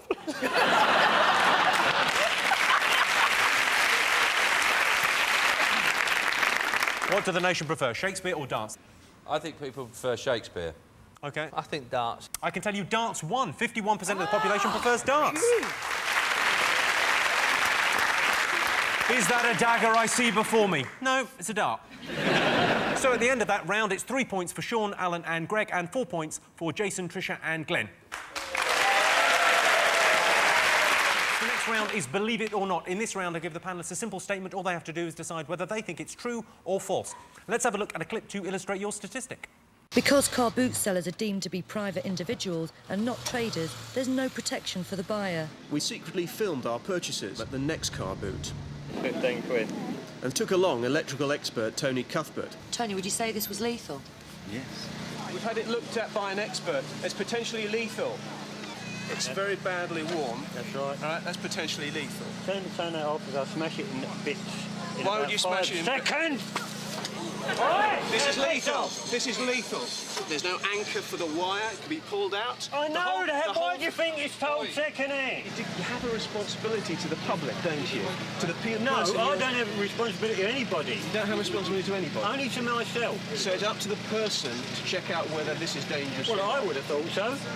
That's not what happens in the shops, you know. That's not what happens in the I'm not a shop. It's second-hand rubbish. He's just selling stuff at a car boot sale. Leave him alone. Yeah, completely with him the whole way through it. Totally with him, yeah. The other thing is the bloke goes, it's potentially lethal, this drill. So are all drills.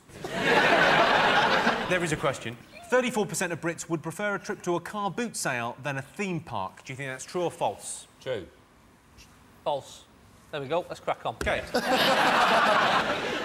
The reason people like car boots is because they can haggle the price and stuff. You can't do that in a theme park. It's £5 to get on the ride. I'll give you £3. All right, you're not allowed to use the belt. Whenever I see a Ferris wheel, I do think the Millennium Wheel is clearly the best one. It's so slow, though. Well, if you scream louder, it goes faster. Did you not realise that was the system? No. Call them a pikey, they go mental with it. Patricia, the wheel, it's supposed to be a delightful journey with a view across London. It's usually foggy or raining, so you can't see anything. Oh, no, go when it's sunny. Are you writing any of this down, Tricia? Have you ever been to Alton Towers? They've done well. They've started to run out of names of big roller coasters. So the previous few have been like Nemesis, Oblivion, and then one at the moment's called Rita. I don't like those teacups. I actually got beaten up in one once. So, you got beaten up in a teacup? Rides. Right. I was in this teacup rides, and someone punched me in the mouth. You suffered the gayest ever assault. Yeah. I was in the teacup, officer, and this brute hit me. I was just spinning gently. I was having a wonderful time. I got punched. It was mistaken identity. Why? They thought I was someone else.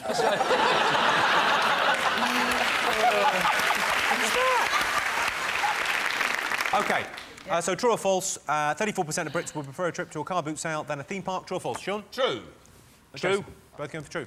Well, I can tell you the answer is true. 34% of Brits would prefer a car boot sale to a theme park. So, at the end of that round, I can tell you it's 4 points to Sean's team and 5 points to Jason's team. And the winner is the name of our final round. OK, first one, most dangerous sport. Is it any sport that's played in the vicinity of Alby City?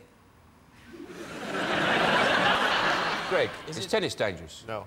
Well, you hit it really hard, don't you? Yeah, but you got to remember, the ball's soft, so it's not going to hurt you too It's badly. not that soft. It's not like a sponge ball and plastic rackets like at school. What about doubles, though? Have you ever hit somebody on the back of the head when playing doubles? Yeah, I did that once. Who was Henman, wasn't it? It was Henman. You hate Henman. Go on. Is it five-a-side archery? The ones that do my head in are the old people. You know, when you see them on local news and it's like, oh, now we're going to cut to Ernest. He's 89 today and he's about to do his first skydive. Fuck off, Ernest.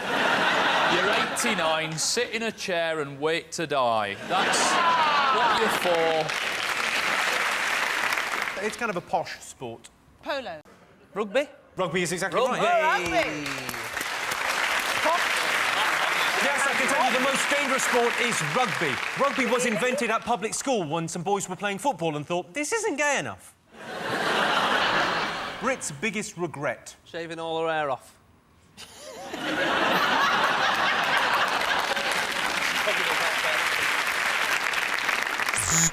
Was it not letting Harry go to Iraq? Winning the football thing. World Cup. World Cup, we did win it.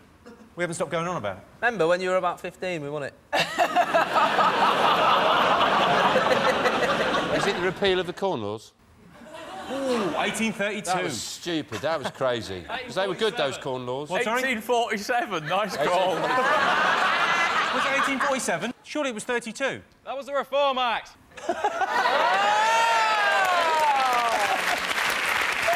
What do you think it's going to be like to sleep with a girl? Good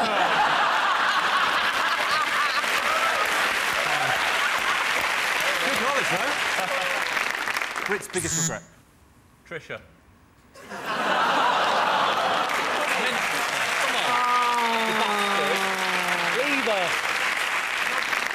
I'll give you a clue. It involves your partner. When he murdered them and buried them. Not getting enough sex. Oh, losing the... That's the right answer. Not getting enough sex, yeah. Well, that sound tells me it's the end of the round and the end of the show, which means the final scores are Sean, Alan and Greg have 4 points, Jason, Tricia and Glenn have 7 points. They're the winners tonight.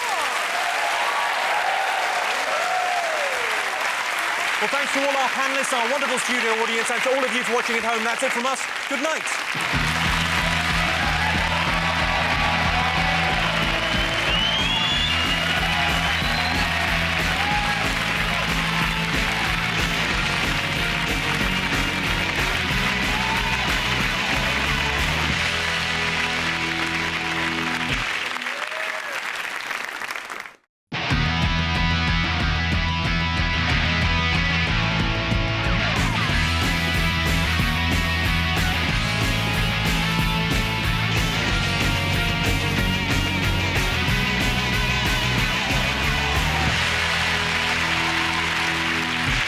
Tonight on 8 out of 10 Cats, blockbusting X-Men, Alan Cumming. From Curb Your Enthusiasm, Susie Essman. And their team captain, Jason Manford. And facing them tonight, stand up for Stuart Lee, Diamond Lisa Tarbus. And their team captain, Sean Locke. Now, welcome your host, Jimmy Carr.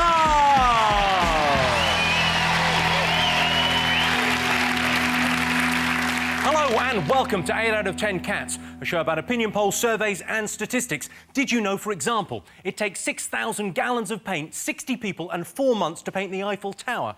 Why don't they just take a photo? 50% of people have had sex in a car. I had sex in a hybrid once. I didn't know she was a hybrid until we got back to the hotel. Of course, by then I'd paid.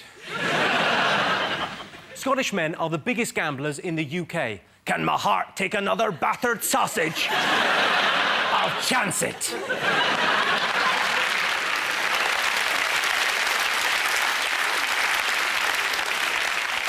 The average person falls asleep in 7 minutes. So, let's get on with the show.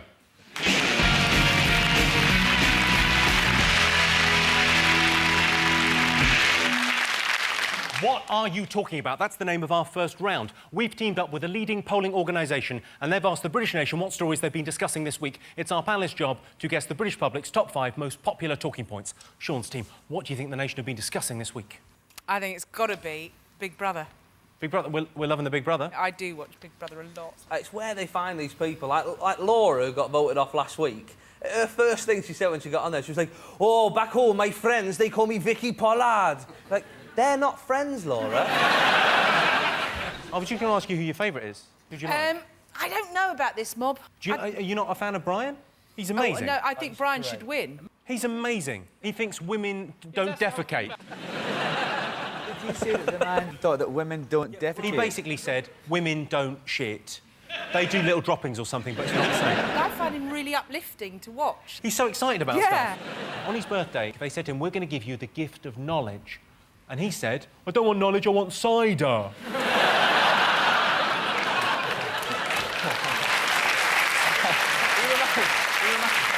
It's like reverse counselling. When I watch it with my girlfriend, like watching Chanel and Ziggy, the amount of times like she's out of order and a bit bitchy and a bit whiny, and I sort of look at my girlfriend and go, "That's you, that." Right? You know? And he's like the weirdest bloke, Ziggy. He's like a cross between Cliff Richard and Russell Crowe. He's got this weird thing in the diary room where he gets in and he sits like this. "Yeah, I mean, like, he like throws a little... And he changed his name from Zach to Ziggy. Who does that? If you've already got a stupid name, change it to Phil or Steve, not Ziggy. I love it. I think it's brilliant. I absolutely think it's the best thing I've ever watched. I absolutely think it's brilliant. I absolutely think it's the best television I've ever seen. And I particularly enjoyed Fake Week. Do you know what Fake Week is? Yeah, I've just been doing a bit.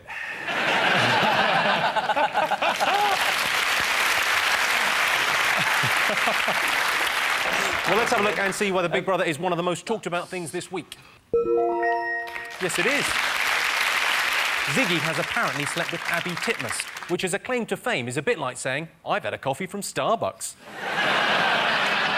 Jason's team, what have the nation been talking about this week? It's got to be Osama bin Laden's son marrying that woman from Cheshire. Basically, this woman, Jane something or other, she's 50-ish. And 51, that's right. She's married this fella who is that mentalist's lad.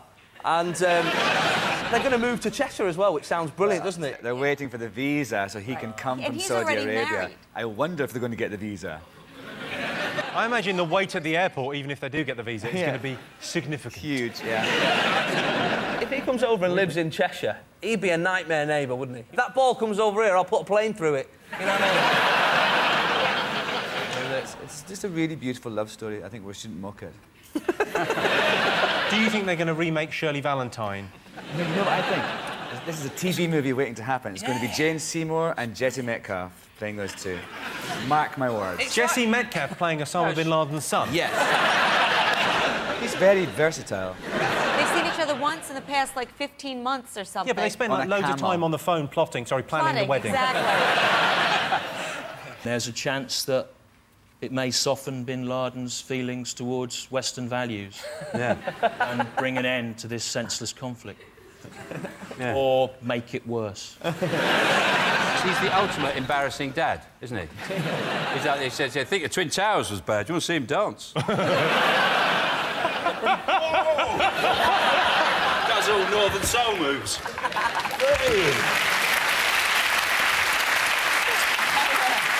Well, it's not one of the top 5 most talked about things this week. Yes, this is the story that a British woman has married the son of Osama bin Laden. Something old, something new, something borrowed, something blew up. When they first met, they knew there was a chemistry between them. It turns out it was a fertiliser bomb.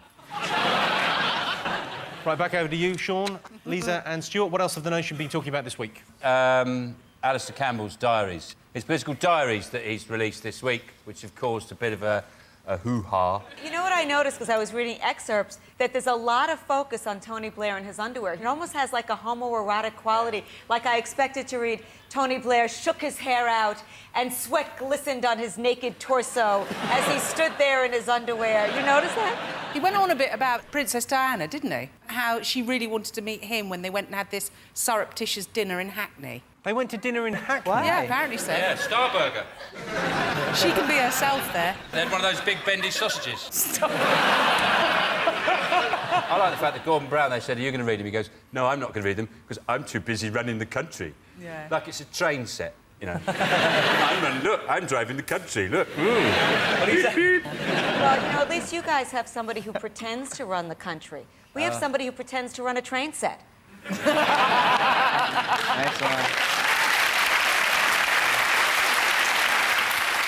Well, let's have a look and see whether Alistair Campbell is one of the most talked about things this week. Yes, indeed it is. Yes, Alistair Campbell's diaries hit the shops this week. His book is said to be a bit like the Bridget Jones Diary. Units of alcohol, 3. Lies told, 412. War started, 2. Alistair Campbell now devotes much of his time and energy to raising money for leukemia research. Still, on balance, total Jason, what else? Tour de France? What have they been saying? Does nobody notice that it's the Tour de France, but it started in England? Yeah, exactly. Jesus. I mean... He's right, you know. It's been a terrible cock-up. I saw this thing that said that the riders have to eat 10,000 calories a day for the high bits. I'm on that diet now. I might enter next year. How do you do that? If you're on a bike all the day, how do you get the time to... That's why they have those baguettes, don't they?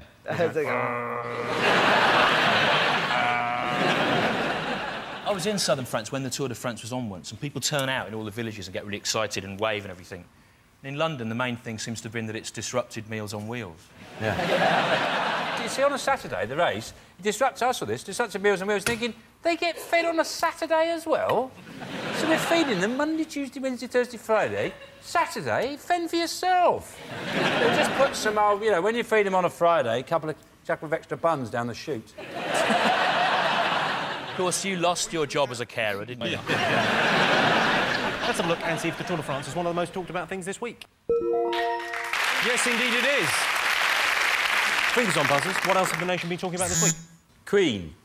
Moody Queen. Yeah, Moody Queen. allegedly. Yeah. She's having a photo taken. She stormed off and then... The BBC have actually now said she didn't storm out. I don't think she did. swans off. The BBC have apologised, saying events were misrepresented. Well, she had a diamond and ermine crusted robe. And the woman said, can you take that off? I need something a bit less dressy. And the Queen went, less dressy? What do you think this is? Yeah. I don't think she rolled her head like that, like... The Queen's a lot like Charlie in Big Brother, isn't she? When you think about it. She's not exactly a great dresser, the Queen, to begin with, all right? Don't Excuse me. We don't get the whole royalty thing in the States. Oh, you got what, Barbara Bush? I'm sorry. but she's not royalty. I don't have to walk my ass backwards to her. Well, I don't have to back into the Queen often. There was one time. I don't have to curtsy. I could walk up to Barbara Bush and say, your son's an idiot, your husband's an asshole, and you're a controlling I could do all of that. I can't do that to the Queen. No, you can do that to the Queen. We will then behead you. £280 million a year she gets, which is a lot of money. And I say, if you're taking pictures of her, you'll do what we say, all right? You're getting 280 million quid. If I want you naked with the baby, like that, or scratching your arse in a tennis outfit, you'll do it, Elizabeth. Oh, wait a minute. When I've never seen her smile. It's all like, let's all jump on the American. That's because she's but my you queen, guys are all Susie. It's our time Quite now. right. It's like my brother's a bit of a knobhead, but if you said it, I'd be like, that's my brother you're talking about. That's the rules. Although Bush is a twat. We don't know what she was asked to do by Annie Leibovitz. He may have been saying stuff like, could you just slip your top off, love? Or something like that. Yeah. Well, you imagine she's trying to get the Queen to do that. or like a flake, like that. First class.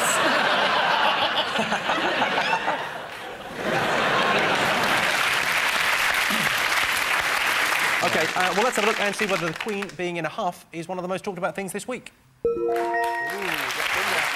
Yes, this is the story that the Queen became grumpy at a photo shoot when photographer Annie Leibovitz asked her to remove her crown. The last time the Queen was photographed with the crown jewels on her head was when Philip had the camera hidden in the wardrobe.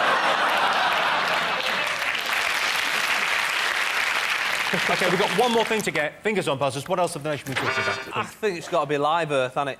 That pointless gig they did last week. And they kept going on about, oh, standby button, and then Genesis come on, and standby button, and you just thought, if you shut up about saving energy, this gig would be over in half the time. I think that everyone's going, oh, look at this gig, right? It wasted loads and loads of energy, right?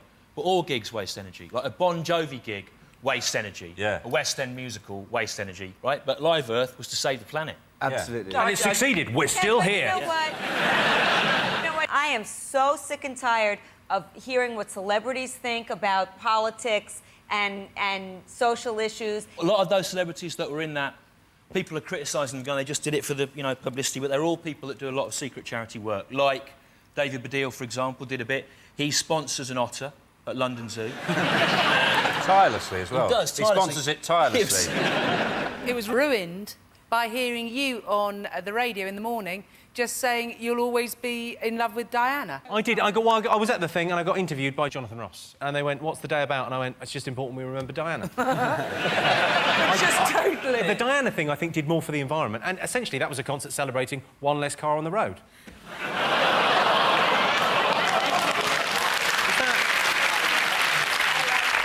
Who's out there for a bad environment? Who wants bad air? Bush is out there for a bad environment. Well, but he's not out out there saying, let's do a whole telethon effectively. for bad environment. You know what I mean? The only thing Crack open the back of your fridges. Let's fuck this place up.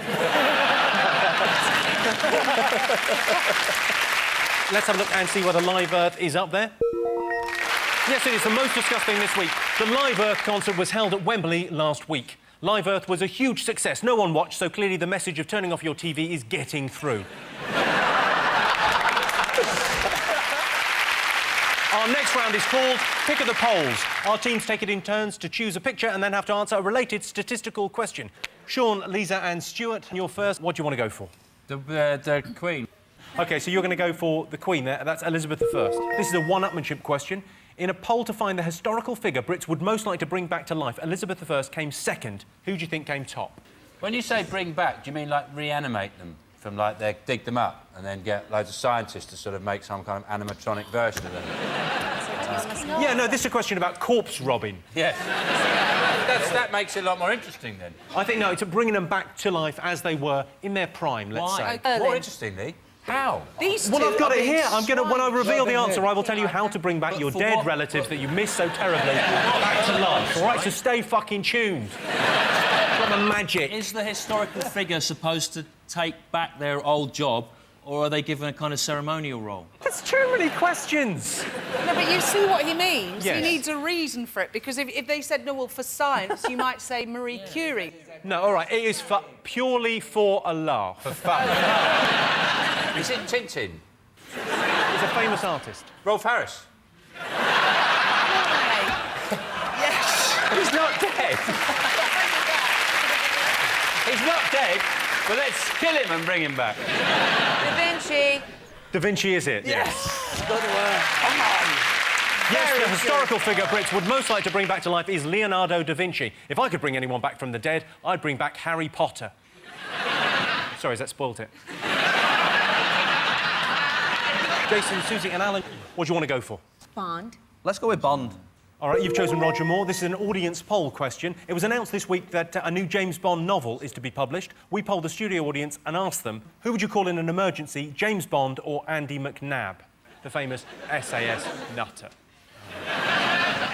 If you start ringing fictional characters when you're in the shit, you are even further in the shit. Oh, my God, it's all right. Harry Potter will come. It'll be fine.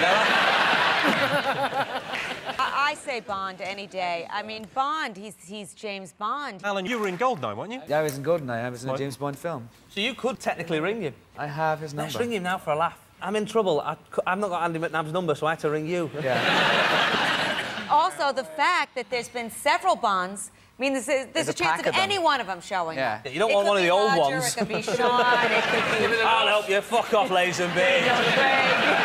The last thing you need in an emergency is a bleeding actor.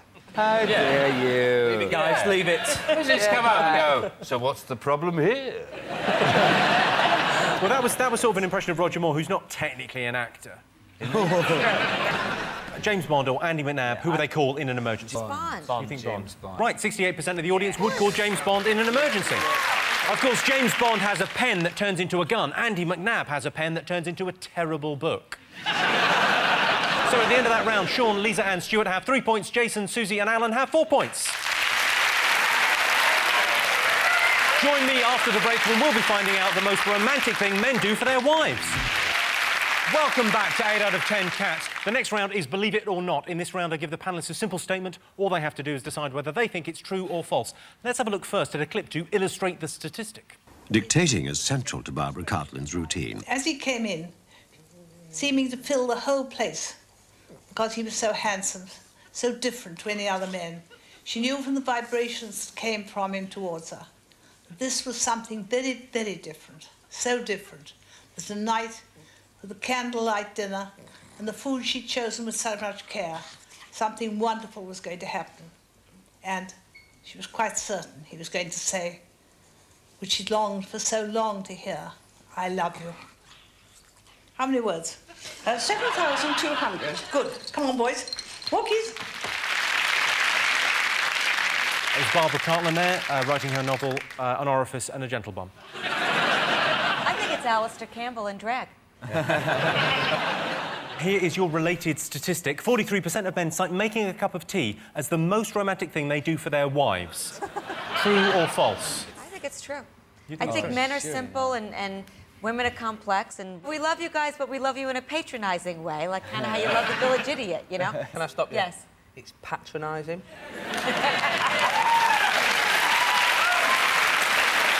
I do notice here where you've put speech marks around, like making a cup of tea. Like, that's not romantic. That is quite a romantic thing to do. Some women love it, don't they? Yeah, I can't get enough tea. Whether it's romantic or not depends on how the tea is served. If the tea is cold and is spat directly into the woman's mouth, that is not romantic. I don't know. That's sexy. Could be hot. Well, you could give them a cup of tea and, like, put a ring in it, right? And then they drink it like that. They get to the end and go, oh, blah, blah, what's that? And then they start choking, and you give them the Heimlich manoeuvre, and the ring comes out. You've saved their life, and you go, will you marry me? How romantic is that? You've saved their life, made them a cup of tea, and proposed to them, and probably broken a rib. I proposed to my girlfriend and did the whole thing, you know, on one knee and all that palaver. When I rang me mum, the first thing she said was, is she pregnant? Is she pregnant? Yeah, she is, yeah. Why do you think I'm marrying her? Lisa, what do you think's romantic? I don't know. I want someone to be quite practical. Yeah. Well, no, women like a practical man. Like, there's nothing my partner likes better than we both drive out and we go to Digger World. She watches me on a digger being like moving earth, like that. Oh, I'm digging this one for you, baby. And they say romance isn't dead. Romance is dead. Men killed it and made women clean it up. 43% of men cite making a cup of tea as the most romantic thing they do for their wives. True or false?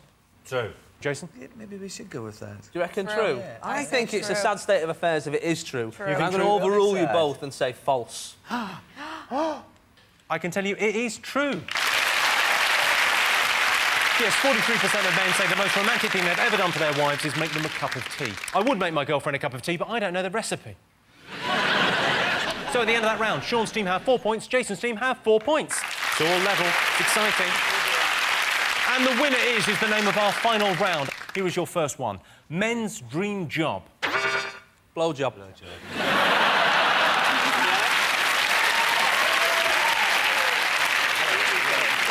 It's not what I've got on the card. I mean, obviously, it's right. I think it's superhero, and I think it's the stupidest thing in the world to want, because it ain't never gonna happen. You say that. X-Men 2. Amen. We've got an X-Men on our team. What were your special powers again? I teleport. You teleport? Yeah. Brilliant. You tried to kill the president, have you not? I did. I tried to kill the president. You should have done that in real life. I fucking should have. Oh, I better not do that, because the FBI will be after me now.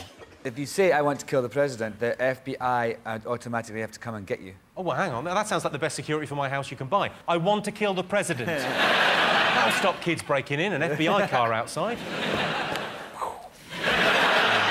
They don't come and stay. They take you away. Oh, it's rubbish. I reckon I've got the perfect men's job. I'm a lap dance critic for the Times. Yeah. I've read those pieces. They're very good. They're informative. Yeah. So I was at Cheeky's in Brighton, and I was very impressed with Candy. It really does. For an excellent show. It's Cowboy Builder, because it's like 2 wicked jobs in one, isn't it? Yeehaw! I'll have 6 sugars. That'd be brilliant. Racing driver. Exactly the right answer. Oh, wow. Yeah. Never would have thought. Most desirable location for a holiday home. Well, I know Alistair Campbell's using his diary money to build a villa up his own arse. I know this. Germany. What? Germany. Everyone wants to live in Germany. It's beautiful. It's got the beaches, it's got the weather. The beaches, the weather. Yeah, it's got one beach, just outside Hamburg. It's not really a beach, it's more of a sort of port. Sort of. If you get down off one of the dock things, there's a bit of shingle. You Okay. You should be a travel agent. Is it Disneyland? Because, like, you can live with all the characters and stuff, like, next door be... Kind of a holiday. Morning, Mickey! Morning! I'd just be great. Where would you like to? Any place where my mother wouldn't visit. So here. Will she not visit here? She doesn't travel. You should. Well, you can go anywhere then, can't you? Exactly. I think New Zealand. New Zealand, you're very close. New Zealand was second. Australia. Australia is it? Yeah. Yes, Australia is a great place to buy a holiday home. You can go there for the weekend, spend 6 minutes in the airport cafe, then fly back refreshed and ready for Wednesday. Well, that sound tells me it's the end of the round and the end of the show, which means the final scores are Sean, Lisa and Stuart have 5 points, Jason, Susie and Alan have 5 points. It's a dead heat. Thanks to all our panellists, our wonderful studio audience, and for all of you for watching at home, that's it from us. Good night.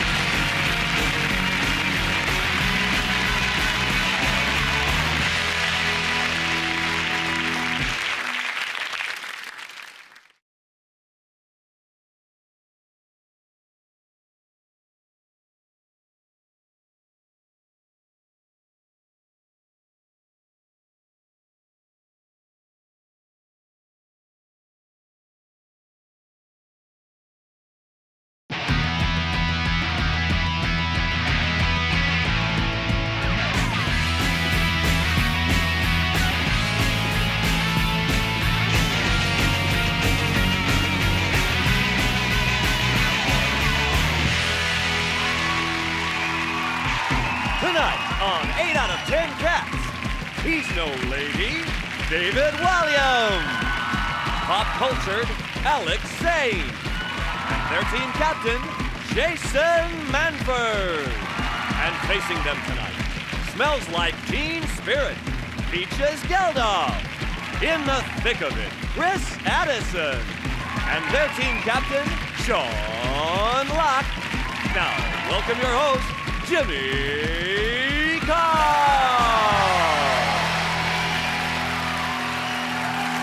Hello and welcome to 8 out of 10 Cats, a show about opinion polls, surveys and statistics.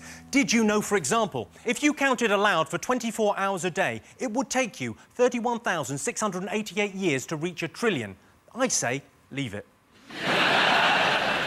63% of women buy clothes but never wear them. I'd like to meet those women. And 98% of obese people think society discriminates against them, but they're too fat and lazy to get up and do anything about it. Right, let's get started.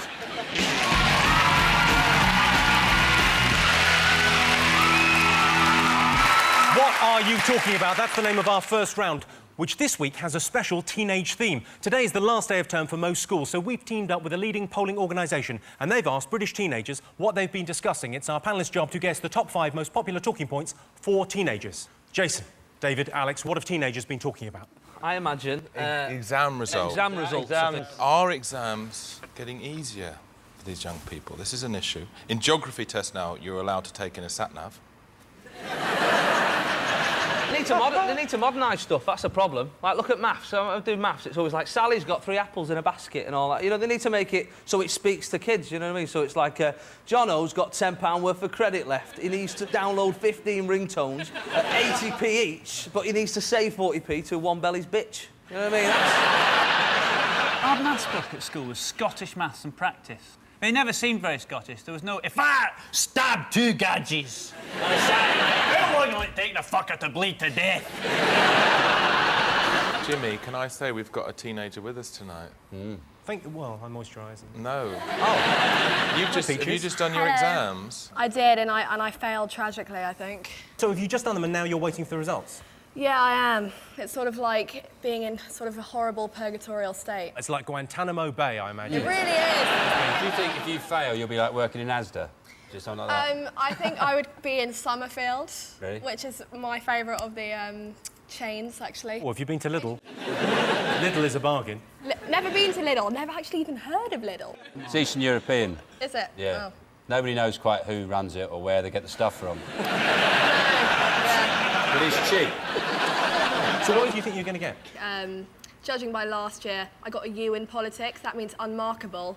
Unmarkable? Literally Wow. unmarkable. Did you do it in crayon?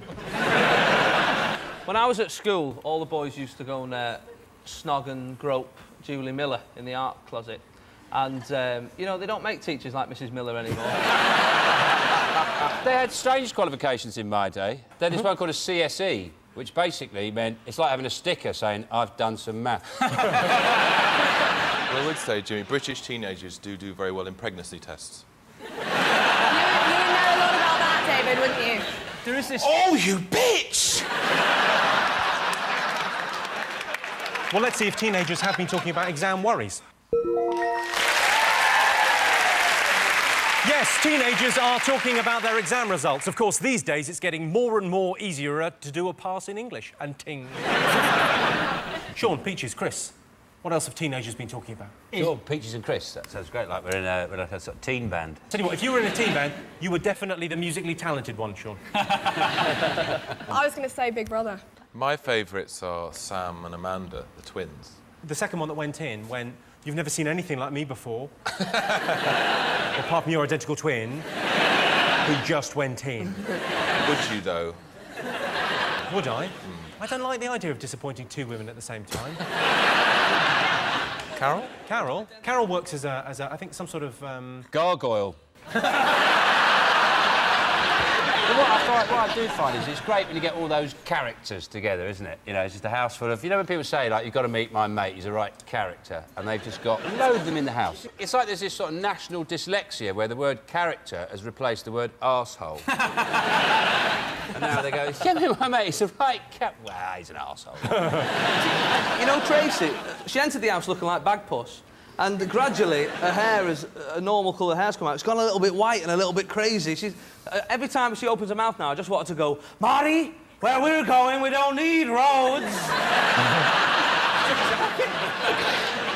I think Charlie's amazing. You can't beat these outfits, South London. They were going to make a Charlie talking doll, but there isn't enough string in the world to actually hold. Oh, God! It was more entertaining if it was just women in the house and that one bloke. Because he was in hell, wasn't he? They were like the harpies in Jason the Argonauts, those things that fly down, and the man's there and he's blind and they've got food, and he's like...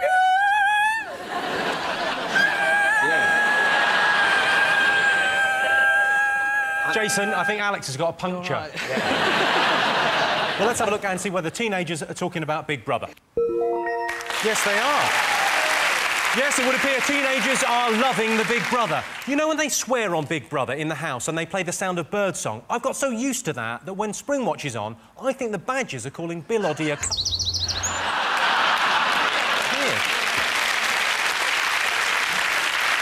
Jason, what else have teenagers been talking about? I think Harry Potter.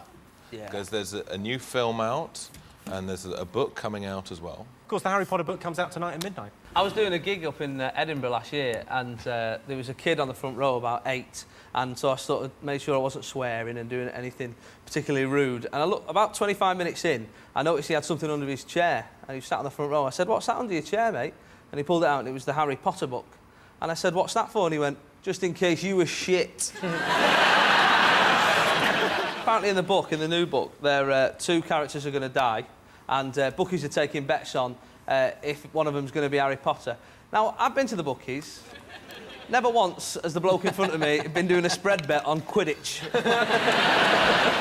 They give it away in the last book, just for Potter buffs out there. What do they say?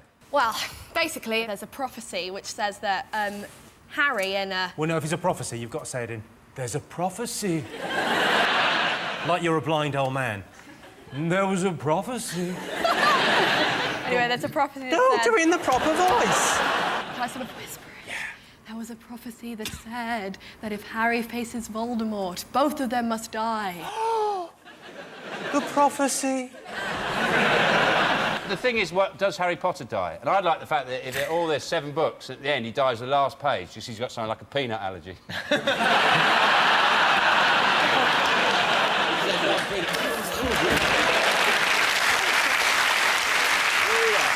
Let's have a look and see whether Harry Potter is one of the most talked about things for teenagers. Yes, of course it is. The new Harry Potter book is out at midnight tonight. I've seen a copy and I don't want to spoil it for anyone, but it's for children. Grow up. Sean, Chris, Peaches, what have teenagers been talking about? Is it the fact that they're going to put drinking up to 21? Are they actually going to? I doubt it. It's just dead easy for kids to get pissed these days because all the drinks taste nice. Basically, it's the alcohol pops, isn't it? Which is what we used to call my granddad. But... Are they going to make smoking? You have to be 18 to smoke now. Yeah, 18 to buy cigarettes. If you're worried about the health issues of young people smoking, just send them into the garden. OK, I can tell you drinking and smoking is not in our top 5 most talked about things for teenagers. Oh, fiddlesticks. But lots of teenagers are talking about drinking and smoking. At 14, you're not allowed to drink alcohol, but you are allowed to go to the pub on your own. Which begs the question, what would you be doing? So they're going, "Yeah, Jack, she doesn't understand me. Another lemonade." I wish I'd have known that rule when I was 14. That'd have been brilliant. You know, at the end of the day at school, just walking in with the other workmen. Fucking what a day. What a day. I better get home, she'll have me spaghetti hoops on the table. Fingers on buzzers, what else have teenagers in Britain been talking about? Is it the potential getting back together of William and Kate? It's sort of the royal family's attempt to get their popularity back amongst young people. So I think if the royal family actually wanted to get any popularity back, they should behave like a proper monarch again. The Queen, you know, leading us into battle. That's when I see the Queen in Iraq on a white stallion going, "Come on, lads,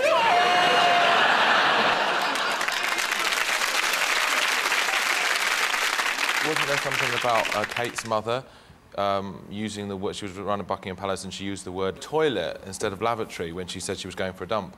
And they kind of thought, "You're not posh enough." And she said to the Queen, "Don't go in there for a bit."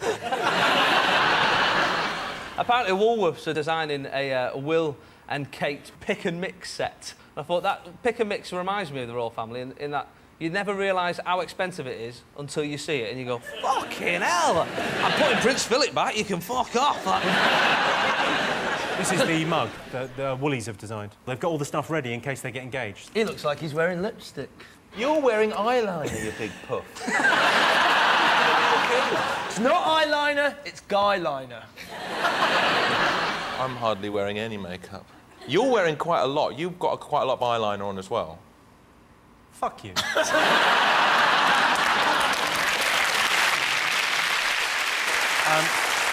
Let's have a look and see if Kate and William are in the teen top 5. Yes, teenagers are talking about the royal romance. Camilla has already given the couple her blessing. Well, she stamped twice. Right, one more thing to get fingers on buzzers. What else have teenagers been talking about? Is it the finer points of European tax legislation? I'll check for you. I don't understand teenagers. MySpace, Facebook, all those things. It's a way for young people to sort of get to know each other. Why are you two holding hands? I'm holding behind the his desk? hand and he looks uncomfortable. I'm all right. It's just friendly. It's just friendly. We're just friends. That hand has touched Abby Titmus. Whose hasn't?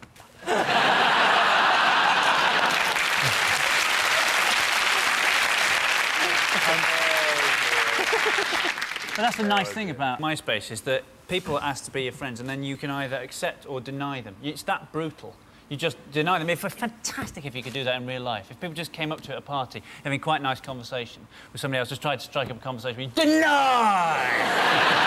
Deny! That's what you're saying about the Queen. That is just be fantastic. There's a new one called Second Life. I did a gig on Second Life, a virtual gig on Second Life, yeah. You did a gig in another bit of the world? What's going on? All right, Grandad, don't cry. Why did you do that? You're not funny in real life, a computer. I thought it might help. Computer Jimmy Carr?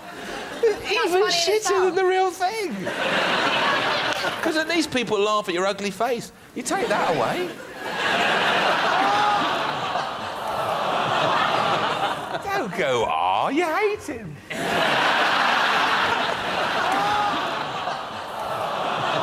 Oh, you're milking it now. Yeah. It's friendly banter. OK, let's have a look and see if teenagers are talking about the internet. Most talked about thing. Yes, teenagers are talking about the internet. If you go to YouTube, you can see a video of me putting my MySpace onto Facebook. I uploaded onto Facebook the other day, and now I've got to buy a new keyboard.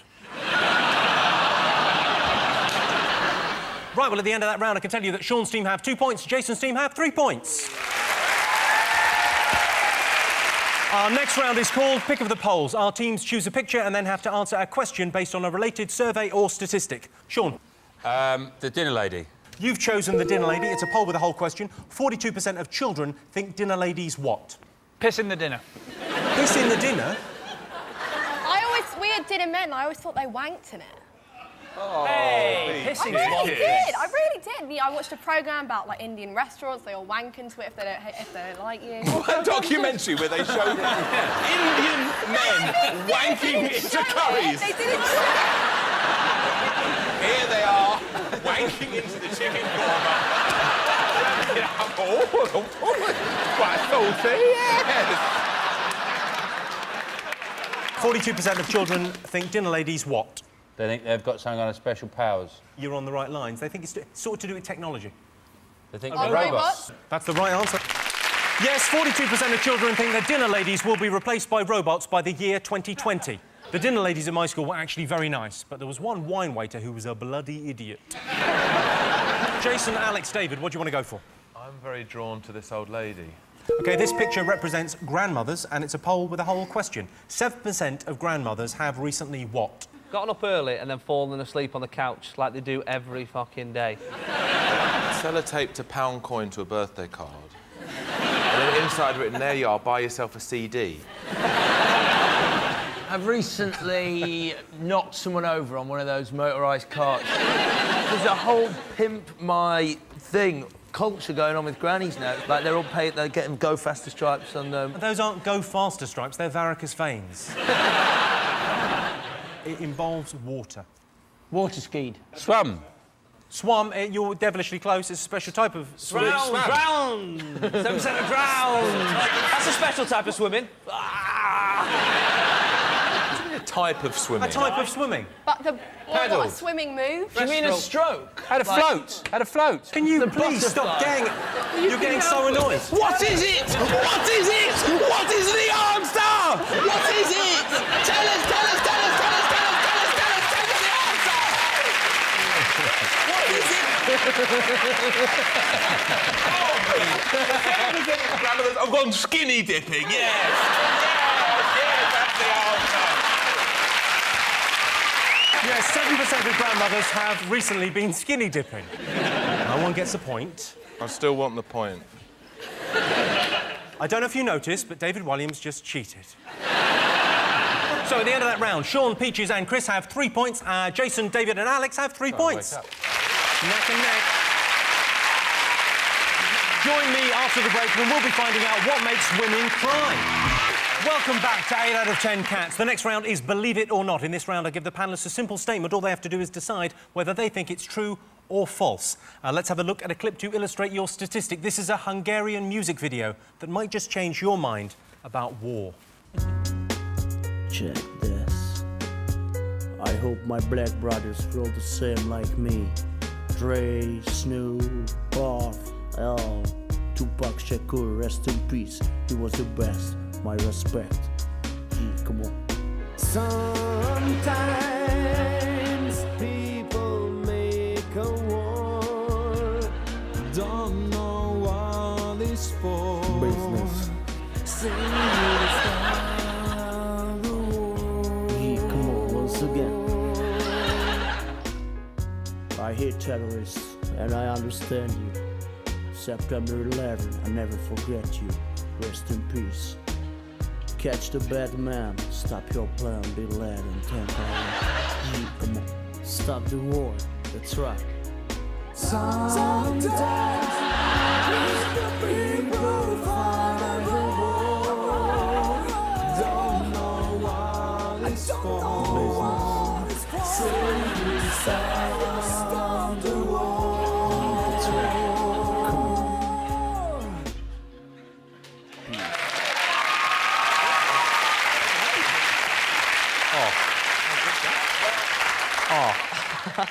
No, I'll be fine. Just got something in my eye. Business. Here's your related statistical question. If they were granted one wish, only 7% of Brits say they would wish for world peace. Is that true or false? I think people know that world peace is unrealistic. It was an idea in the 60s, they had an idea, there'd be a chance of world peace. Yoko Ono, she sent all the world leaders an acorn. She said, rather than fight wars, why don't you plant this acorn and watch it grow? And I just think it's a shame. Just before she licked the envelope, she didn't ask anyone whether it's a good idea. Biggest waste of stamps and acorns in history. Not that there's any other competitor in that. Whenever someone goes, do you want one wish? You go, yeah, 3 more wishes.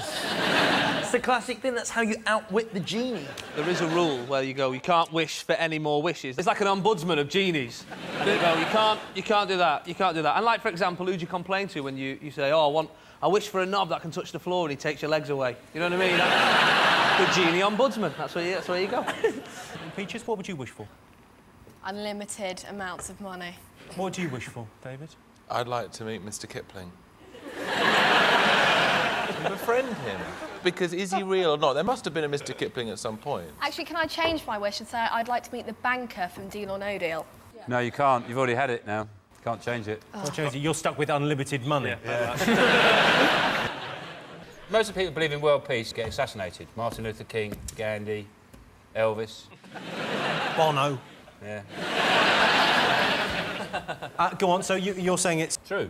True. You're saying true. Only 7% of people would want world peace. OK, true. What do you think? We're going for true also. You're going for true? OK, so you're both going for true. Well, I can tell you that the answer is false. Encouragingly, 22% of Brits would wish for world peace. Nice.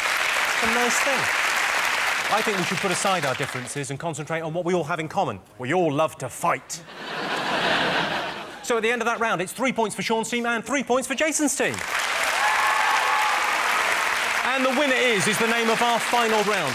Here is your first one. Top thing that makes women cry. Is it mentioning at dinner that they have a little crumb in their moustache? Is it sexist old men? What, love? Is it sexist old men?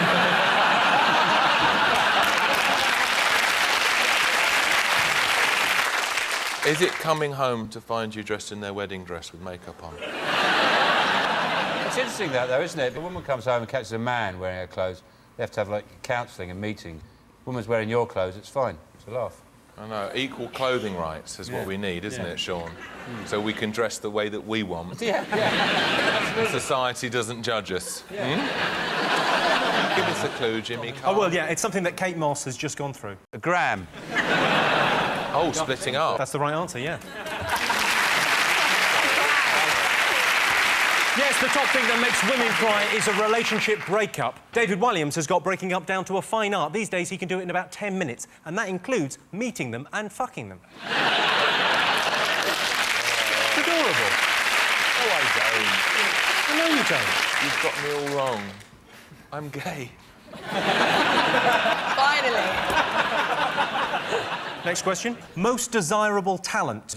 Is it to have the speed and agility to turn the shower on without getting your arm wet? Why are you worried about getting the arm wet when you're getting in the shower? Oh, you bastard! Doo-doo-doo. I imagine there's undesirable talents. Like, you know, if you're really good at a sport, but there's no money in it. Like, if you're really good at archery, you're like the Federer of archery, 5-time world champion, but you're still living in a caravan. Is it dad reversing? When your dad reversed, like, hand over the passenger seat, like that. In the back, heads down, lads, head down. Legend. I'll give you a clue. The Bank of England does it. Print money. Print your own money. Bank of England does it, and then... Yeah, that's the clue. I can tell you the answer. That's a different thing. I don't want to get vicious again, because I can get vicious with you. Whoa, Tell us whoa. this and then you... Tell us in 5, 4, No. 3, Whoa. 2, 1. All right, I'll tell you. Jesus Christ. No, you haven't got any fucking questions right this evening. You've got to get one right. Sit down. White trousers, though. I mean...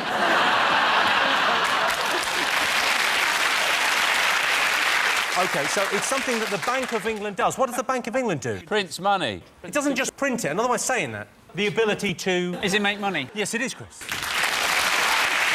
Yes, the most desirable talent is being able to make money. You can't take it with you, unless, of course, you've got a wallet or a pocket.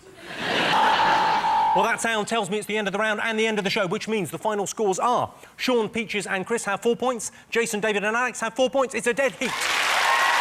Everyone's a winner. Thanks to all our panellists, our wonderful studio audience, and to all of you for watching at home. See you in a few weeks for our Big Brother special. Good night.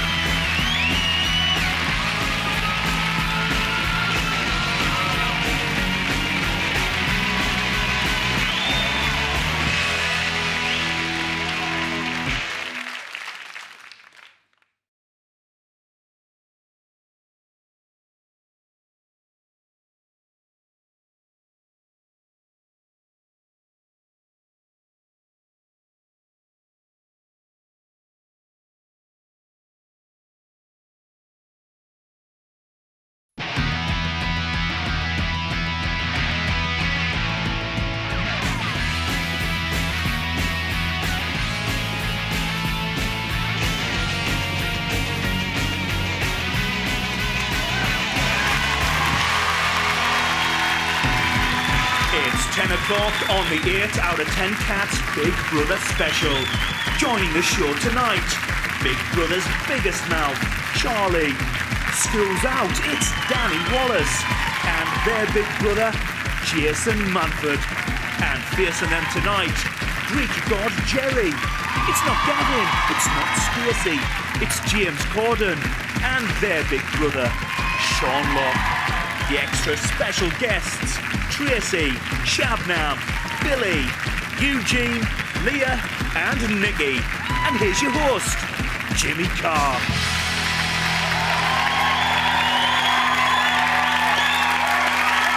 Hello and welcome to the 8 out of 10 Cats Big Brother special, a show about opinion polls, surveys, statistics and, of course, Big Brother. Did you know, for example, Big Brother 8 started back in May. The housemates have been in there so long, they think the Prime Minister is still Tony Blair, except Brian, who thinks it's Dumbledore. There have been 24 housemates this year. If you can name them all, congratulations, you're the editor of Heat magazine.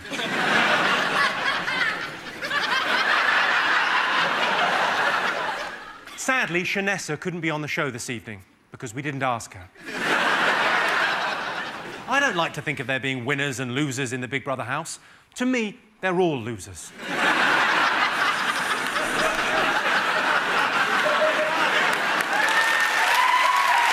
Let's get started.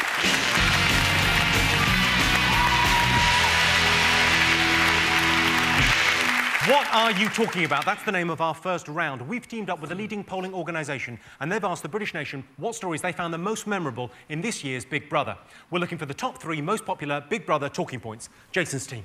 Well, I reckon the early doors was the interesting bit, when it was the all-female house. Let's have a look at women going to the house for that first time.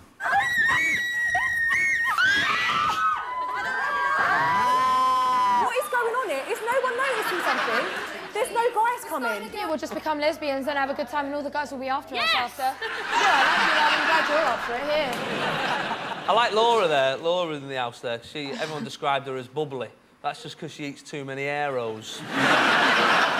It was actually the Charlie show, and we all know it. I mean, I'm not being funny. Friday, I'm going to go there. Funny? Yeah, you're right. Yeah, well, okay.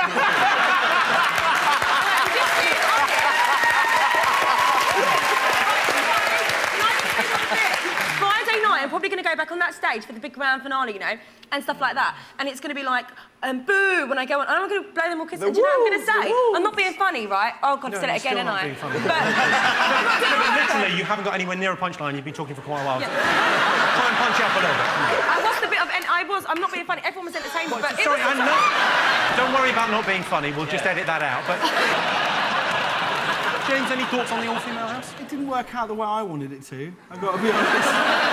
Shannon made it quite clear. They didn't need men. We can just all... and nothing. There was nothing. And I watched that live streaming for weeks. Nothing. I went in the second week and they were waiting for men. They got 2 gay guys. Are you gay? Yes, I am. What? Are you telling me now? Well, I can tell you that the all-female house was not one of the most talked about things in Big Brother this year. Initially, 11 women went into the house, and then Ziggy joined them, making a total of 12 twats.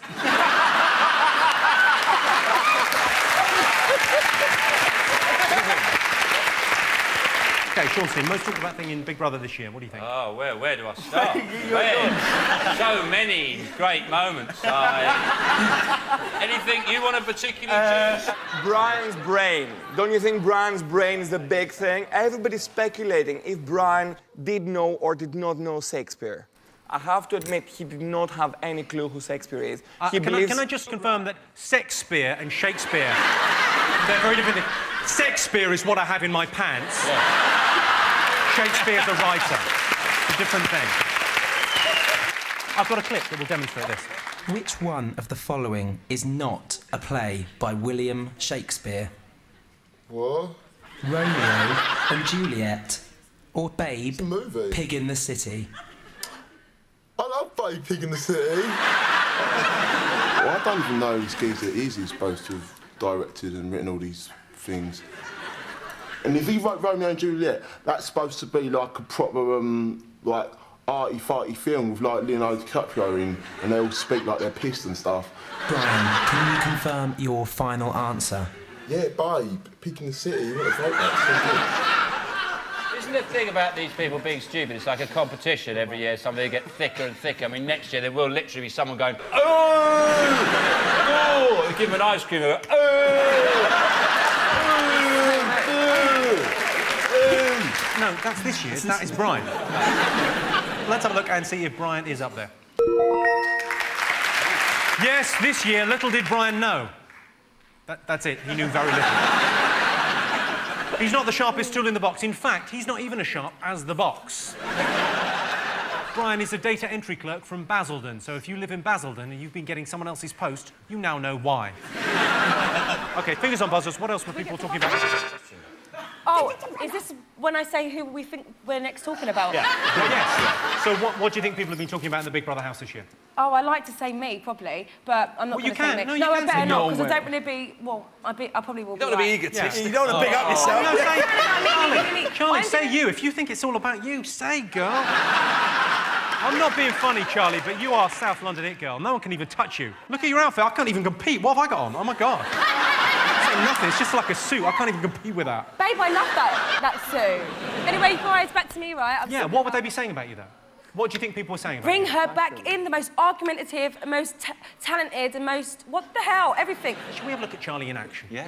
Yes. I said anyone who says I don't wash up is an arsehole. What part of that didn't you hear? Psycho. Pain a fucking Jay. Look over little... Oh, no, let me out. Posh wife And she said she's a compliment. She must think the fucking ugly little Don't fraggle. be jealous, Charlie. It's not a nice sign. Oh, never. Fucking posh boy. She fucking weird. Fucking ugly bitch. There is a family who'll sit down at Christmas and go, let's watch some videos of our holiday. Let's put that on, that'll be nice. Do you remember when she was going, you're like a cross between a wasp and a pit bull. I read that you were an IT girl, and how'd you get a DOS prompt on Windows 98? I don't know how to do it. Do you mean computers? Yeah, on the computer. I don't know about that. All I know about is MySpace. I think the IT it girl joke has been lost. Stop. Oh my God, IT! Oh, you're taking the piss, right? Yeah. No, Charlie. You will need to know that for your interview next week at PC World.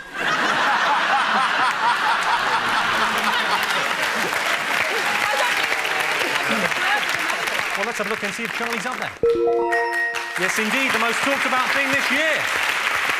On entering the house, Charlie had her dental floss confiscated, which was annoying, as she didn't have anything else to wear. Charlie was the bookie's favourite because she's the one that most resembles a horse.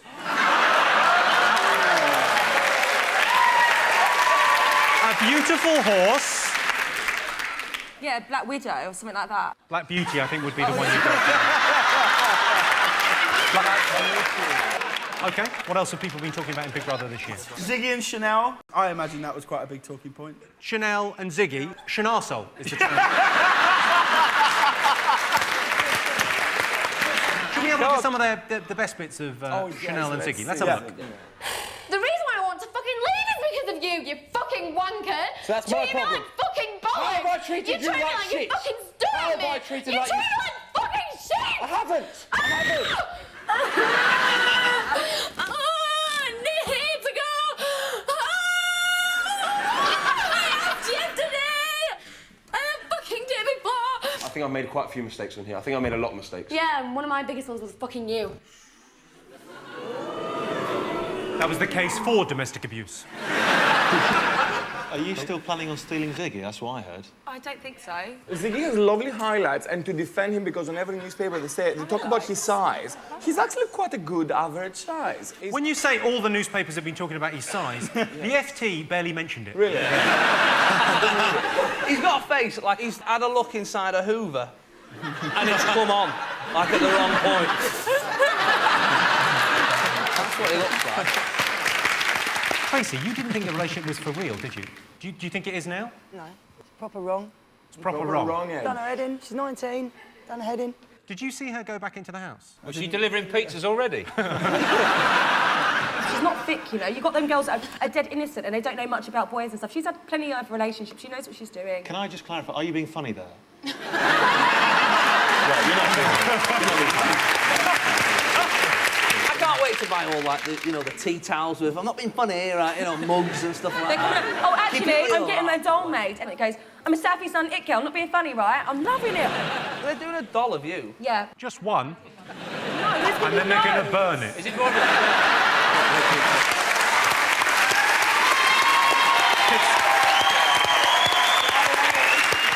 Let's have a look and see if it's up there. Yes, it is. Yes, Ziggy and Chanel had an on-off relationship. Will they, won't they, who cares, no one?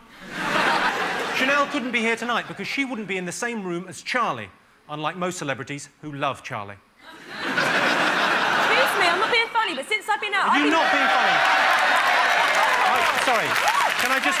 Let's just get some clarification. Are you being funny or not in this bit? Can I say something? Since I've been out, I've been meeting loads of celebrities, and do you know what? Oh my God, my phone's full with, like, R. Kelly, all of their names in my phone book. R. Kelly. Yeah. Isn't R. Kelly on charges this week for pissing on a 14-year-old girl? Yeah.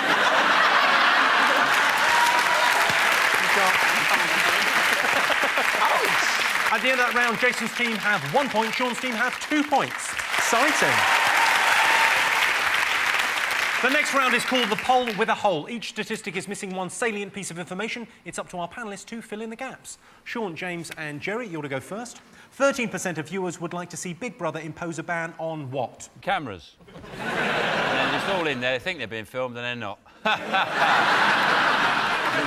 And every time there's a camera, they look at it, you just squirt some water at it like a I think it's very unfair, the twins, because most people are on their own, aren't they? And they've got an instant sort of familiar face. Well, the same face. It seems slightly unfair, that they've got that support there. Because you're obviously all a bit mad, aren't you, from being in there? Some of them were mad before they went in, I'll tell you. Yeah. Some of them were. No. Who, me? No, oh, no, I was normal. I did get hit on the head with a frying pan before I went in there. Was it a random attack on a moped? No, it was a professional hit, straight on the head. A professional hit? A professional hit. See, I'm good at this, aren't I? Yeah. Can I just, on behalf of everyone, I don't know who hit you with a pan, but just thank you. I'll give you a clue. Shabnam is covered in it. Makeup. Correct. Oh. Yes. Yes, 13% of viewers would like to impose a ban on makeup in the house. Shabnam wears a lot of makeup. What she doesn't realise is it's what's inside that counts. Her dreadful personality. Jason, Danny, Charlie, 31% of Brits say that Jerry reminds them of what? A kind of Tesco value George Michael. Is the right answer. Yeah. I'm honoured. That's an honour, guy. Yes, 31% of Brits say that Jerry reminds them of George Michael. That's fair enough. He's Greek, you're in a park, it's dark. There is, of course, currently a state of emergency in Greece. They're worried Jerry will go back. OK, 20% of Brits think Charlie should what? Only communicate by post.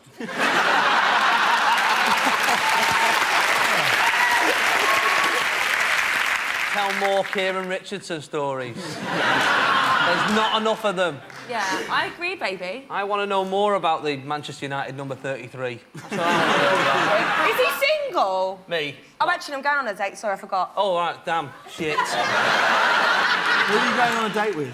I'm not telling you I'm going on a date if it's a secret. You'll probably read about it, like, 2 days in the paper, because when I go to a restaurant and, like, they're there and stuff like that, and I'm... What? No, well, you may laugh, but the other day she got a free Big Mac. When? Huh? How did you know I was in McDonald's the other day, anyway? Oh, my God. It's amazing. Just a wild stab in the dark. OK, so I'll give you a clue. It's to do with the amount that she speaks. Stitch her lips together. She should stop being funny. She'll get her own show. Correct. Fuck off! The answer is 20% of Brits think Charlie should have her own talk show. Hey, think about it. It could be a game show where you get a prize if you get a word in edgeways. So at the end of that round, it's 4 points for Sean, James and Jerry, 3 points for Jason, Danny and Charlie. Join me after the break when we'll be finding out who was the most entertaining housemate ever.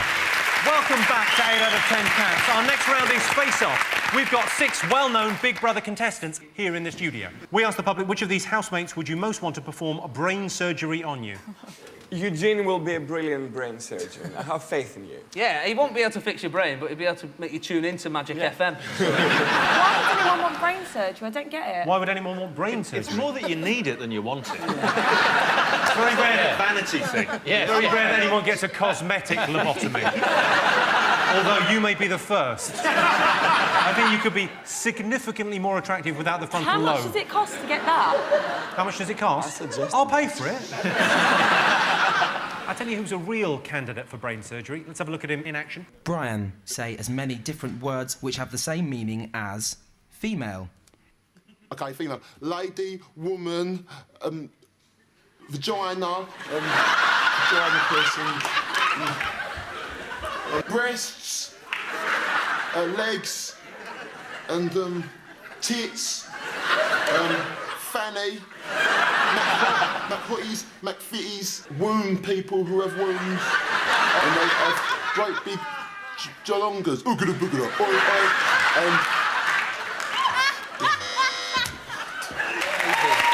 That's amazing.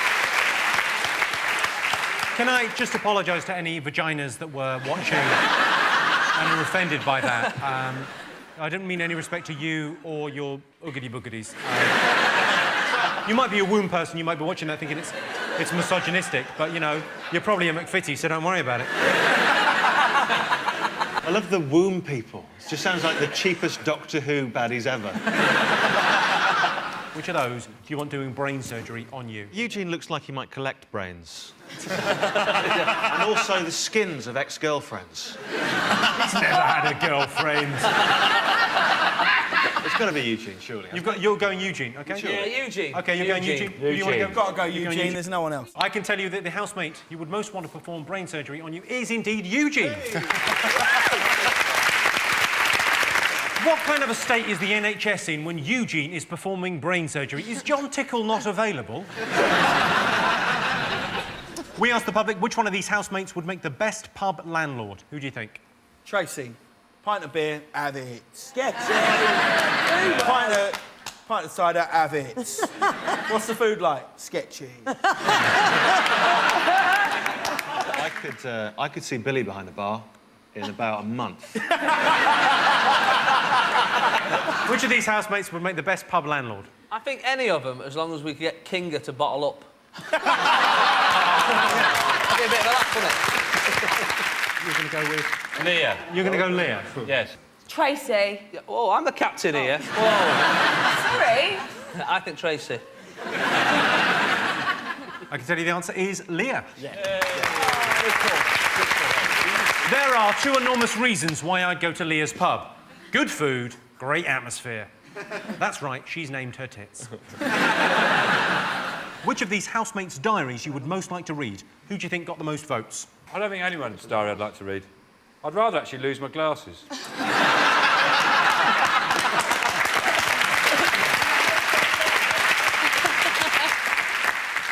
Whose diary would you like to read? I think Leah's. Because I'm interested in, like, the Second World War and stuff, so I think it'd be nice to get, like, a...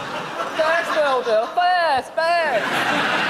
Leah's would be good, though, because it'd be kind of like sink was blocked, plumber came round,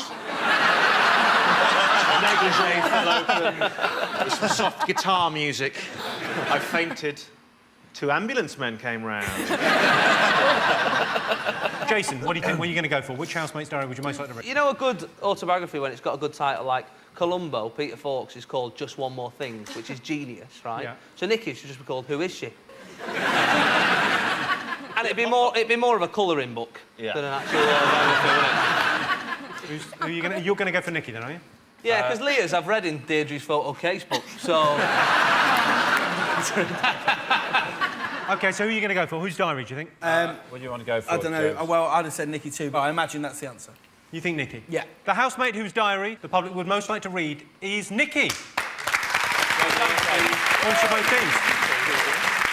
So at the end of that round, it's 5 points for Jason's team and 7 points for Sean's team. And the winner is the name of our final round. Here is your first one. Celebrity the public would most like to see in the Big Brother house. Is it Marcus Bentley, the Geordie bloke who does the voiceover? Because he'd be a laugh, wouldn't he, just walking around, like, oh, I'm going to make some toast. Like, Marmite or jam? I decide. I would just genuinely love to see how long it would take Charlie to get into an argument with Gandhi. Who's Gandhi? Brilliant. You say you go to China White, but you've never met Gandhi. Gandhi, he's like the hottest rapper ever. Do you want to be a baller? Ballers. Who'll be dipping in a bend? You know Gandhi. Is he hot? Yes! Is he single? He is fucking slamming, man. Can you hook it up? Single, man. But he's a player. Oh, excuse me. Look at me, I'm a playaholic, baby. I'll tell you who I would love to have seen in Big Brother this year. Yeah. Billy. I'll tell you what happened, Billy. I went to make a cup of tea and I came back and you were gone. Is it Mr. T? It is Mr. T. Oh! Genuinely Mr. T. He's everybody's favourite, isn't he, Mr. T? I've got him doing the voice on my sat-nav, which I've had for 6 months and it never gets boring. Turn left, sucker! Just all the time. He's brilliant. He won't go to the airport. I think there's a little bug in it or something. Most entertaining housemate ever. Is Nikki. It has to be you, Nikki, because you were crying so much for a long time and you were screaming. It's so sweet. She didn't cry. That is the correct answer. Wow! Yes, the most entertaining housemate ever on Big Brother is Nikki. Let's have a look at her in action. I'm not fucking dubbing that! I can't get my MP3 player to work!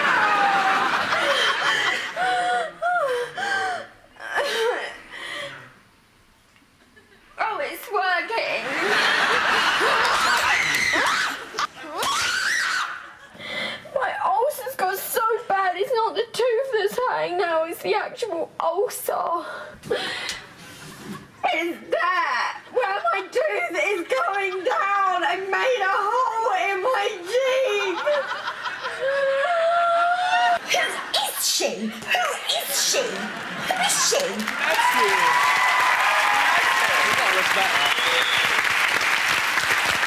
Every time I see Nikki on screen, I can't help thinking, wouldn't she make a brilliant girlfriend? Nikki, no offence, but you make the Forth Bridge look low maintenance. A lot of people blame Nikki's upbringing, but she was raised by Satan, and he did the best he could. Nikki, you're a drama queen. Yeah, but I wasn't raised by Satan. Well, how do you explain it then? Well, I'm just a little bit eccentric. Sorry, Sean, is there a problem? No problem at all. I just imagining some little crosshairs on there. It's like one of those jobs a sniper says, "You put your money away." This one's on the house, mate.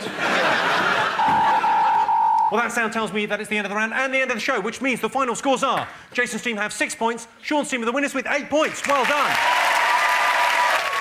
Well, thanks to all our panellists, our wonderful studio audience, and to all of you for watching at home. That's it from us. Good night.